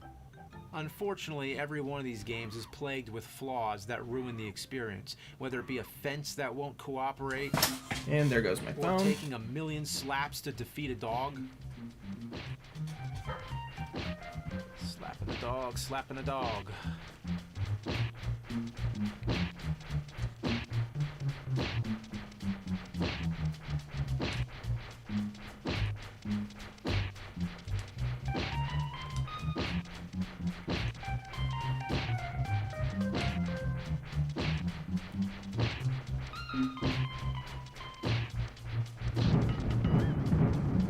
The Fire Dogs game is loosely based on a specific episode of the show.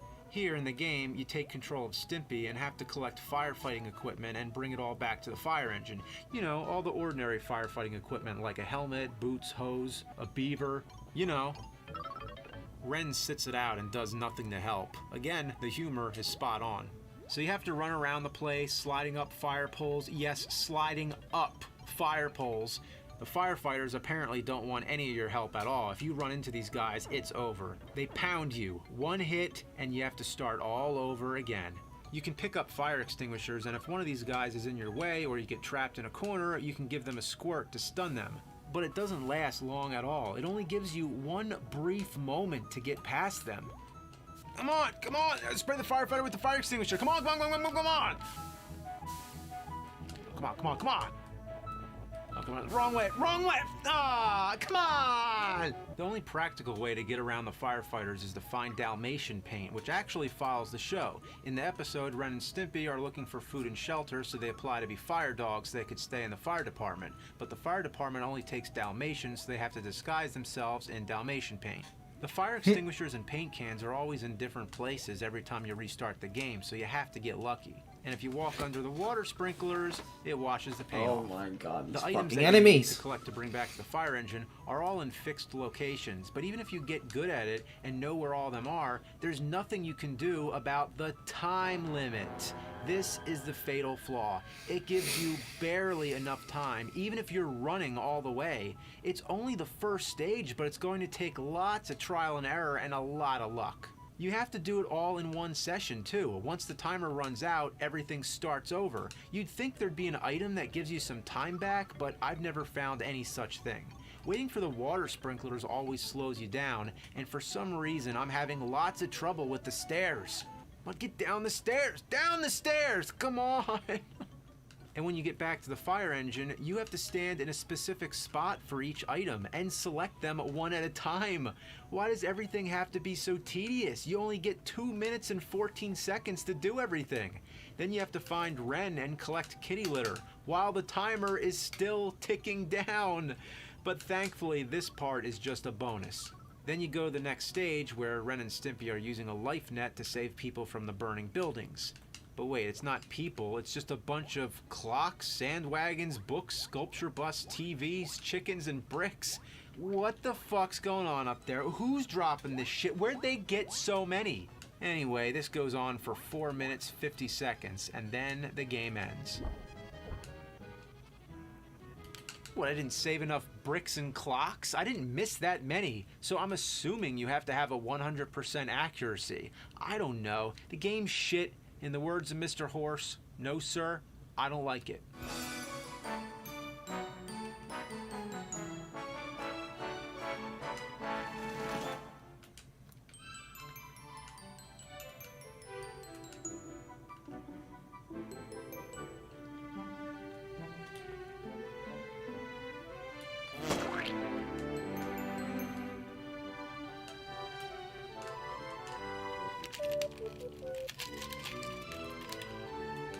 Rocky and Bullwinkle on NES, based on the cartoon about a moose and a squirrel. Do I have to see everything? So here's the game. It starts up with one of the most god-awful music loops you'll ever hear come out of your NES. No, really, listen to how short this loop is.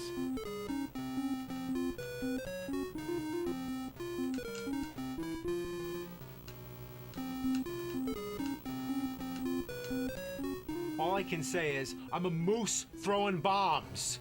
Eat this, bitch! You don't want to fuck with a moose throwing bombs! Unfortunately, the bombs run out, so all you're left with is this charging attack. But the attack drains your own power meter. You can't hurt anything without hurting yourself. What kind of crap is that? So I wasted all this time trying to kill this guy until I realized you can just hop over him. Yeah, you just go past him. Thanks for wasting my time.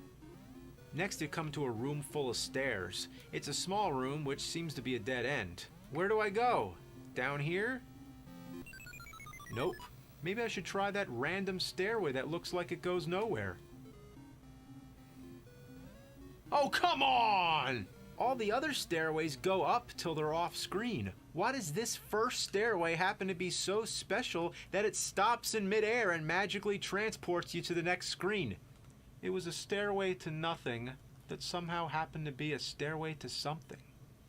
I hate these mice. I hate them. They're too fast to hit with your bombs. Ugh, come on, it's just a mouse. Yeah, you know what, How I'll does a just try little again. tiny mouse beat the shit out of a big fucking moose? Bullwinkle is so big and awkward. Everywhere you go, you get hit constantly. Even if something touches your antlers, it takes damage. The hit detection box is a big rectangle. Even if you try taking it slow, you can't squeeze through these obstacles. It's like trying to drive a tank through a grocery store aisle. You can switch to Rocky, who is much smaller. This makes things a lot easier, except that Rocky can't walk up steps. If only it was Rocky Balboa, he'd go up the damn steps. Why would that be a special ability? Think of all the video game characters that have special moves. You know, Princess Toadstool can float, Grant can climb walls, Dixie Kong can spin her hair, Bullwinkle can go upstairs. Rocky can fly, which you'll need to do in order to reach over some of these wide gaps, but there's no clear indication of what you can land on and what you can't. I tried putting in a code for a level warp just so I can give you a quick peek ahead, but it makes the game glitch. This is the kind of glitching you would see if you were doing something with Game Genie, but this is just a normal code that comes with the real game. What happened? Look at the graphics here. Looks like King Kong splashed his ass all over the place. And just when you thought the music couldn't get any worse.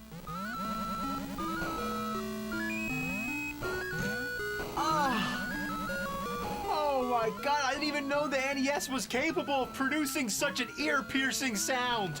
That's awful! Oh, well there you have it.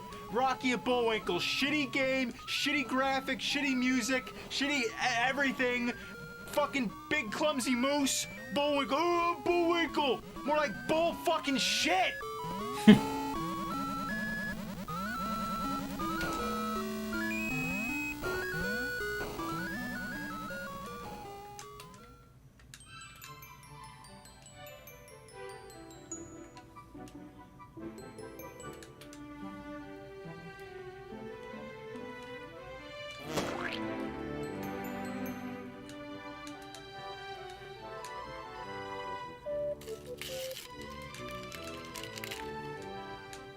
I knew this would have to happen one of these days. I would eventually have to play one of the games based on the Olsen twins, Mary Kate and Ashley. That's right, I said one of the games. There's several. But yeah, I knew this would have to happen ever since I was playing Toxic Crusaders right here with Lloyd Kaufman.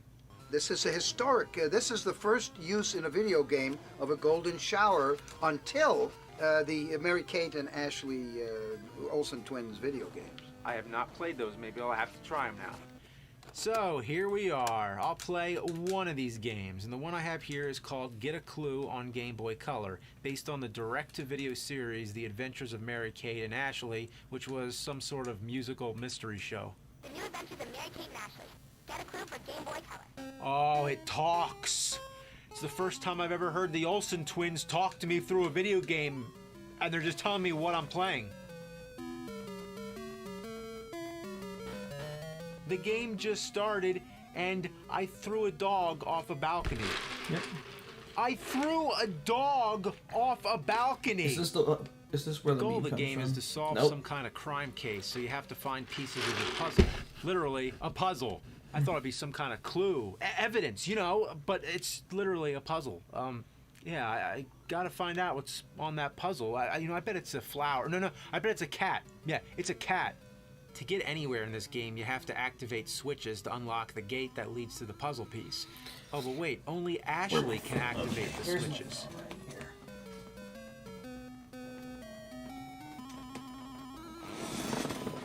So, once again, I am completely lost. Which one's Ashley? Throughout the game, you tag team back and forth between both twins, kind of like the production of Full House when they both played Michelle. At such a young age, they were able to successfully trick us into making it seem like it was the same person. But there are some Full House experts out there who can tell when it's Ashley and when it's Mary Kate. Well, good. Try figuring it out in this fucking game! You'll move one of the twins over to a switch and then realize, oh shit, that's Mary Kate. Gotta select Ashley, because for some reason only she knows how to flick switches and bounce off her sister's head. What does that mean? Mary Kate has a bouncier head or something? Mary Kate can jump higher than Ashley though, so that's probably the quickest way to tell the difference between them. Now I'm actually curious, can she really jump higher in real life? That should be put to the test, because the world needs to know. Believe it or not, Alright, I the think dog that's is where a I'm meant to selectable go. character too. Sometimes you might need to move the dog into position and use him as a boost, or use him as a weapon against your enemies by throwing him. Imagine if you picked up your dog and then threw it at an attacking Yeah, animal. that was the meme. That's the meme. Oh my god, that's where it comes is from. reversed. Gotta have that. And the game gives you hints along the way on how to pass the level. Very specific hints. In fact, it tells you exactly what to do. The game provides its own walkthrough. The puzzle-solving gameplay begins simple and then gets more tricky. The difficulty ramps up perfectly without going from too easy to too hard too quickly. Sometimes you have to stack up the characters to reach a certain jump, and some of the switches are timed, so you might have to get Mary Kate ahead to the gate and then activate the switch with Ashley in a completely different part of the room. You know, honestly, I have to admit, this is my first time playing, and surprisingly, it's not that bad. But who is the target audience? Little girls or puzzle-solving fanatics? Who knows?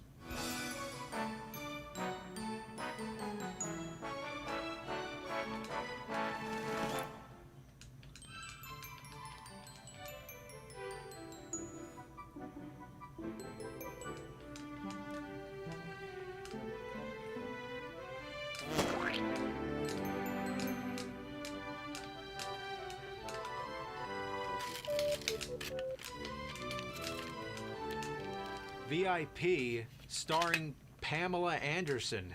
Her name is very familiar to anyone having been a teenage boy in the 90s. I don't think a single day went by on the school bus without hearing Pamela Anderson, Pamela Anderson, Pamela Anderson. After all, she was in such great movies like Barbed Wire and Naked Souls. She was best known for the TV show Baywatch, and after that there was VIP, which I know nothing about. Finally. But let's check out the game. The story begins with a doctor calling a team of bodyguards for help, known as VIP. VIP, good morning. What can we do for you? This is Dr. Kindle speaking. It's urgent I call you. For an emergency. What's happened exactly, Doctor? There are men with guns crawling all over my estate. What kind of company is this, and why would you call them? Why don't you just call 911? They don't even look like an emergency response team. They're dressed like they're getting ready for a photo shoot for a magazine cover. It doesn't make any sense. Pamela has never looked so creepy. Obviously, this is the original PlayStation, so the graphics are acceptable for their time, but I can never get over this synthetic human look, trying to look like real life, but appearing as lifeless as ever. Then the game begins as you go to the doctor's estate, still dressed in your skimpy outfits, and beat up all the thugs who are trying to break into his home, or whatever the hell is supposed to be happening. They don't even explain it yet, but they suspect the doctor is playing some kind of trick. Who cares? Let me tell you about the game. I use the term game very loosely because it isn't really much of a game at all. You just copy the on-screen button combinations. If you enter it correctly, Pamela will automatically perform an attack combo. After she's taken out a group of thugs, she will automatically move to the next screen. It's like the game is playing itself. You're just passively watching the action take place in what appears to be a fighting game, but is actually more like a hyped up version of Simon Says. You don't even need the game to play this. Just get out your PlayStation controllers and you can play along with me. Down circle. Up triangle. Right square. You enjoy that? Well, you're playing VIP. And that's all there is to it. It goes on and on and on. Of course, I have to mention, she's hitting people with her purse. Nah, she's a girl. Give her a purse. Then all of a sudden, things change up. You take control of her partner, or I mean, as much control as the game allows. Here you're moving the crosshairs of the gun around. That's right, she's using a gun. Then why does the Pamela character use a purse? On the cover, she has a gun, but the manual says she hates guns. Go figure that out. What can be said about the gun portion of the game? Not much. Have you ever played an arcade shooter style like this? It's the same thing. Just move the crosshairs to the target, shoot, repeat, reload every now and then, repeat, repeat. What is she wearing anyway? If she's going out to battle and this kind of thing is her normal job, shouldn't she be wearing some kind of body armor? Instead, she's wearing as little as she can possibly get away with. This is a scumbag's idea of a game. Let's get some slutty girls and give them guns. Every now and then you find diamonds for points, and they always seem to fly up her ass. You can cash the points in to watch more cutscenes. Even if it's the same cutscenes you've already seen, without points. Or you can see these still shots. What the hell is the point of this? Anyway, I have to comment on the high energy music that seems like it's trying to get you all hyped up for nothing. It sounds sort of like a Sega Genesis synth guitar that's being choked. Like somebody's trying to rock out through a walkie-talkie that's been shoved up a hippopotamus's butt right before a muck spreads. But still, you gotta give it credit. It's trying its best, just blasting out through the farts of the hippo's ass, cranking out that high-octane, pulse-pounding, hard-rocking music, and in the end, all I'm doing is just pressing buttons. Down right square. Left square X. Right square X. Well, back to the guide, because I can't figure this out.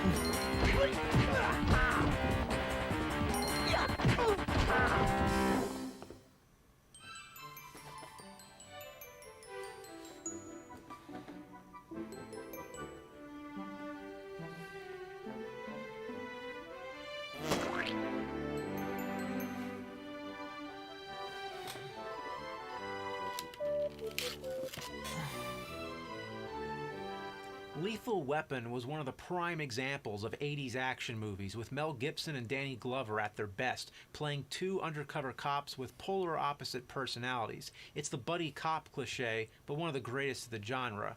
Well, somehow it managed to escape an ass raping by LJN. The game was made by Ocean, so can we just take a moment here and be thankful? It's not LJN? So that means it's going to be good, right?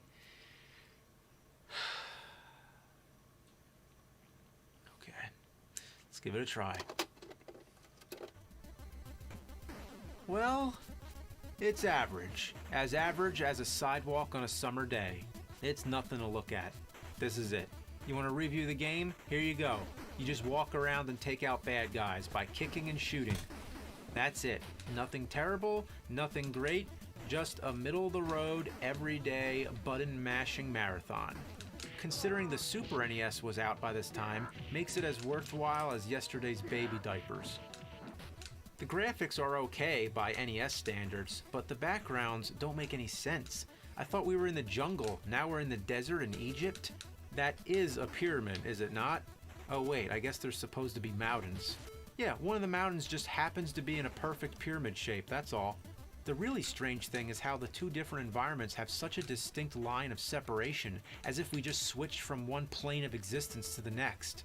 There's no logic anyway. You know, logic is for pussies. Kicking people takes the same amount of damage as shooting them. That's right, your foot is as strong as a bullet. After all, you take out helicopters by jumping and kicking them out of the air.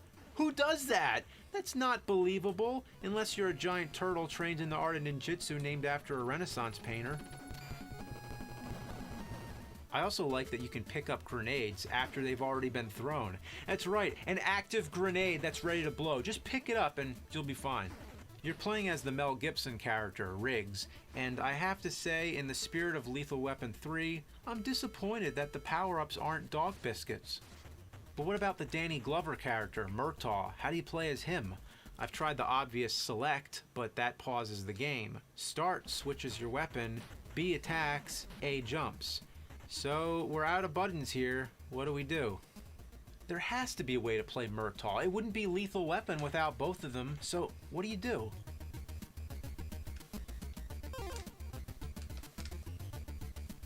No! That didn't happen! Oh my god.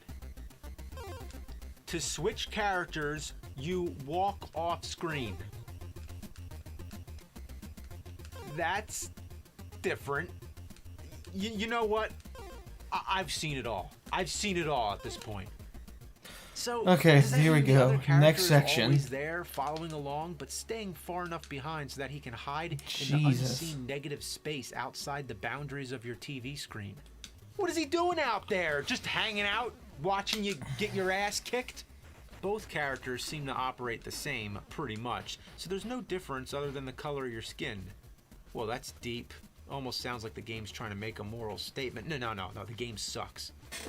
Let me give you some advice. Never play a movie-based game. You know why? Okay. They fuck you with the movie games, okay? They fuck you.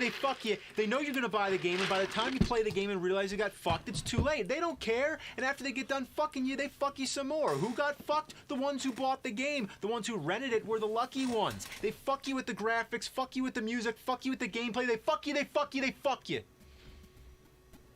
Walk off screen to select the characters. That's the stupidest thing I ever heard. That'd be like if I just walked off screen right now and somebody else came in.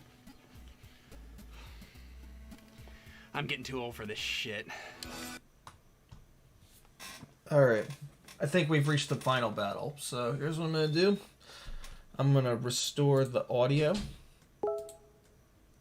And we are going to continue. We're going to get started. Also, that is a fantastic watercolor. I'll get a closer look at it after I fucking beat this game. Oh my god. This is the most tedious game I've ever played. Well, maybe not ever, but still.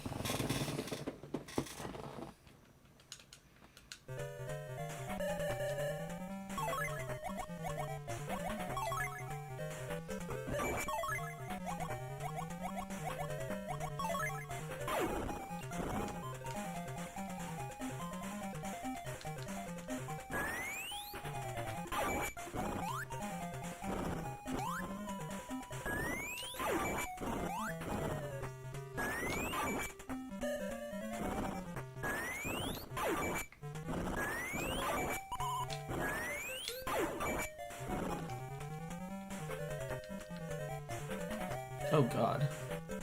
This dude really takes your rings.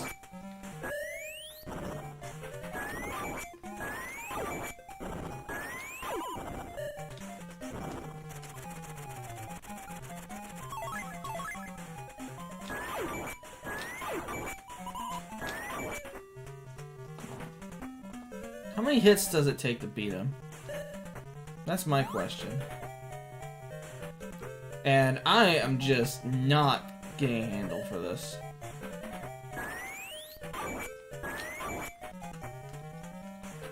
Look, I saved, so chances are if I die, I'll know what to do. And I beat him. Okay.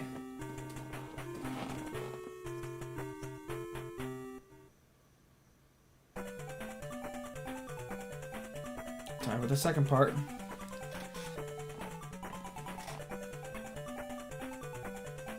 Oh wait, no, there isn't a part 2 to this fight.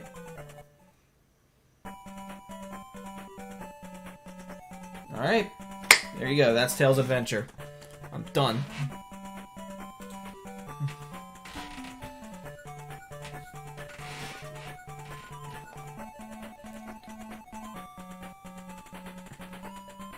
And I'll just say this. I did not like this game. Alright, I used a cheat to skip to the end because this game felt like it was going to last forever. Like, this is one of those games that would probably take more than one stream. And that's not a problem in itself. But when you get bored of a game, or when you know that you're not going to like it, it's never a good idea to just stick to it the whole way through. Alright, just because a game is not your thing does not mean you have to be forced to play through it just because it's part of a franchise you're playing, you know. Alright, look at a couple of other games that have, like, you know, look at a couple of other great franchises that have it's one game or maybe it's 2 or 3 games that you don't like, you know. Look at Spyro the Dragon, you know, one of my favorite franchises of all time. My least favorite game in the series is no doubt Spyro Enter the Dragonfly. You know, that game is boring, has really bad load times, and it's a completely glitchy, buggy mess. And, you know, do I find obligation to beat that game? Once in a while, maybe, but I don't like to play that one very much. Crash Bandicoot has Crash to Insanity. Like, I think that game is a completely unfinished, broken game. And I feel entirely alone in saying I don't like it. And I don't really like to play through it because even though I've gotten used to some of the glitches at this point, it's just a frustrating playthrough, especially if you're going for the completionist route. And with Sonic, yeah, I'll play some of the terrible Sonic games, but in this case here, it's like, Tails Adventure isn't a bad game. It's just really not my thing. This is not my style of gameplay. I'm not a fan of Metroid-Vania style games. It's not that it doesn't make it a bad genre. It's just that I get easily lost, I get easily bored, and when I get lost, I get bored, and then when I get bored, I don't want to play the game much anymore. So, yeah, it's just not my thing. Well, okay, that was pretty charming.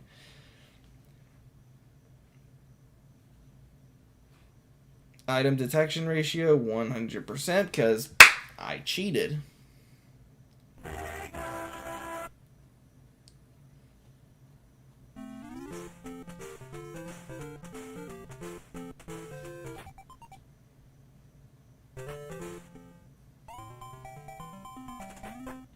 Alright, but that was Tails Adventure. I am sick and tired and done.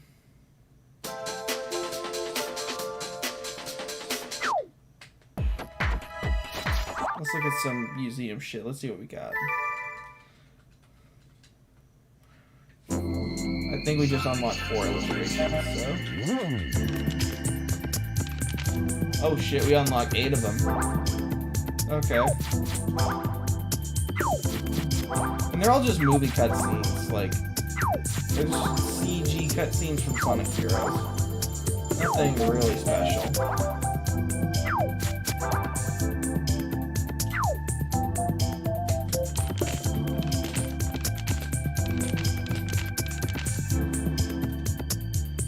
Yeah, there's a couple of things that I unlocked along the way. But anyway, let's look at Tails Adventures' instruction manual. Before we go to actually ranking this game, here's a look at Tails Adventure right here. So, starting up, there's your console. Pretty basic stuff. There's Tails. So, the whole story is Tails Island, Tails' favorite holiday spot. Sonic and Tails have temporarily parted for a little vacation time. Even heroes need some time off now and then, and at this moment Tails is enjoying a rest in the woods. But the peace doesn't last long. There is a great noise and the woods are suddenly ablaze. Tails sees a flying fortress hovering on the horizon, launching attack against the island. That's not all. An invading bird army is sweeping through the island. Who could be launching such an attack on this harmless place? There's no time for guessing. As Tails, you must fight the bird forces and stop the battle fortress from taking complete control of the island. On air, in land, and at sea, you'll be battling some pretty tough birds. Several useful items are scattered throughout the island, which you will need in your adventures. The animals of the island are counting on you. Pretty basic plot. And then here are some of the bird enemies that you'll come across. Again, I give it some points for trying something different. It is an interesting game. I can understand people really liking this game if Metroid-Vania is their kind of game. It's not my style though. Here's Tails' moves. You can jump, you can fly, you can look up, and you can crouch. And then here's the items for use on land.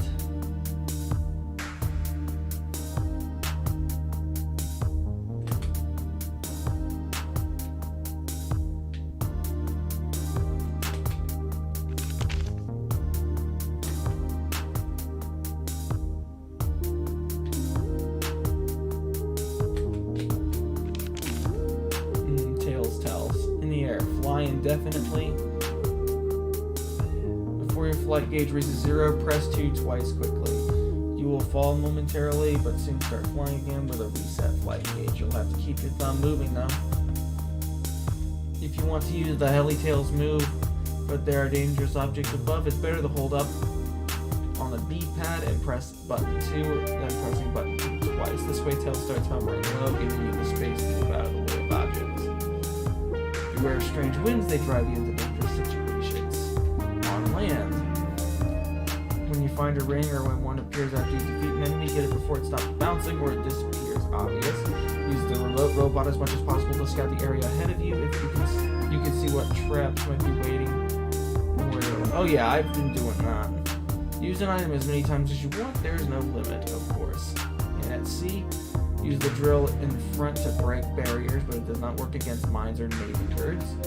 You'll need the extra speed item and some luck and timing to make it through Lake Crystal. Should have known. Go too fast in the dogfights of the battle fortress, and you're sure to lose a lot of rings quickly. Yeah, no shit. Check these out and others on Game Gear.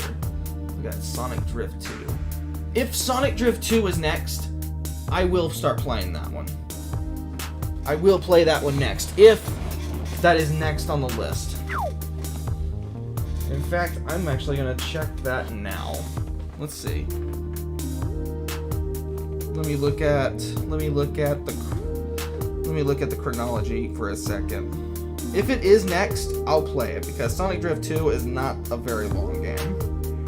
It's not that much longer than Sonic Drift 1, so it's not any trouble at all. Nope. The next game after that is Sonic 3D Blast, then Sonic Blast, and then Sonic Drift 2. Oh god, the next game is Sonic 3D Blast. Oh shit. That's gonna be interesting. But I've given up on Tails Adventure. I've given up on this game. I don't like to give up on games, but yeah, it's like once you've hit a breaking point, it's over. But that was Tails Adventure.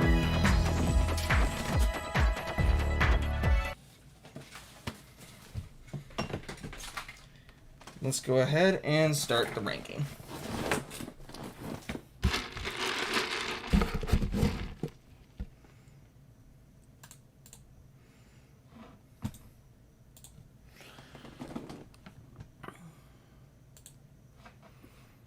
So here's Tails Adventure right here.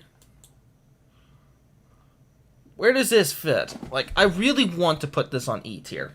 Like, that really felt like an E tier game for me. But I think that because Tails Adventure is such a different game, and that it really depends on your tastes whether or not you're going to enjoy it. I think it would be really harsh if I were to just place it on E tier just because I didn't enjoy it. So I'm going to put it right here. Actually, you know what? There's more meat to Tails Adventure than Sonic Drift, so yeah. I think Sonic Drift is still the bottom right now, but Tails Adventure is right next to it. This definitely wasn't a fun experience. I gave up, more or less. So it's not the worst game I've ever played. It's definitely not the worst Sonic game. It's not a bad game. Chances are, if you like Metroid-Vania, you will like this game. If you like any kind of side scroller that requires exploration and solving puzzles in order to find new items, you'll like this game. If you love Metroid at all, you'll probably like this game. I love Metroid Prime, but I've never been a huge fan of the 2D games. So, yeah. There you go. And with Sonic 3D Blast next in line, I better go ahead and set up the line of games. So here we go. The next 3 games: Sonic 3D Blast, Sonic Blast on Game Gear, and then Sonic Drift 2 on Game Gear. The last 3 Genesis and Game Gear titles. These are the final 3. Man, we are just about at the end of the Genesis life cycle. And the Game Gears, but still. This is how the tier list looks right now. Hard to believe that still we are getting closer and closer to Sonic Adventure. Like, I've been playing some Sonic Adventure just to practice and get better at it before I get to the actual run, because I actually want to complete Sonic Adventure DX. It's like, I have made it a point to just finish all the games, but with some of these games, I'm dedicated enough to complete them, and it depends on whether I'm interested enough in the game to continue, or if I'm not interested enough, figure out what I can do to make the game stop as quickly as possible. Because again, I'm ranking these based on my odds of ever coming back to it. Like, with Sonic Drift, I'm not coming back to that one. Like, even if I finished it, even if I finished all of it, I'm not coming back for that one. Like, I've got my fill with that game in one shot. With Tails Adventure, I have a very slim chance of coming back to it for sure, but I have a better chance of coming back to it than Sonic Drift. Because at least with Tails Adventure, there's more of a game to it, even if it's not my thing. And you can hear my cat in the background. He really wants to come in. So, before I go, give me just 1 second.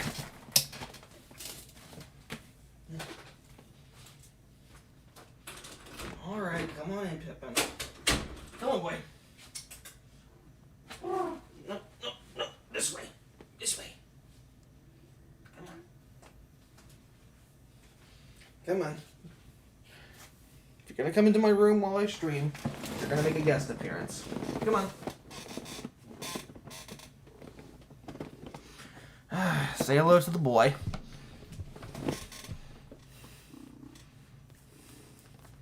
Pippin, stop it, buddy.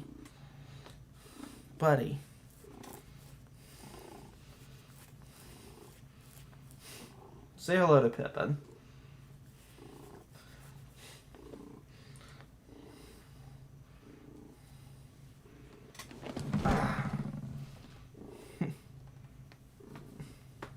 Pippin. Buddy. Yeah, as you can see, he really wanted to see me.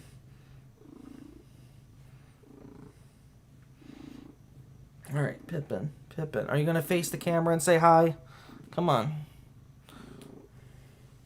I know you're a little preoccupied, but you gotta say hi to the camera. Go on. Oh my goodness. Alright.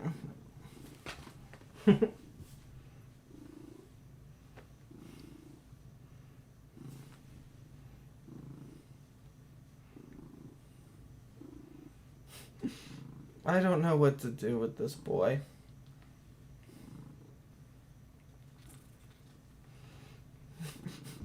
Like, he is such a happy buddy. He's a happy baby. probably the happiest baby in the house. Come on. Come on. Say hi to the chat. Come on. No. Say hi to the chat, Pippin. Come on. There we go. Good boy.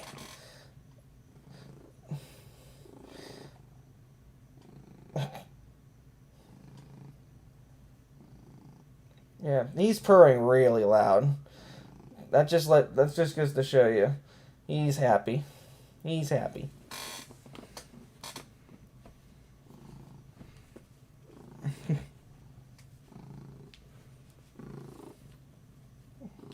Good boy. Good boy. All right.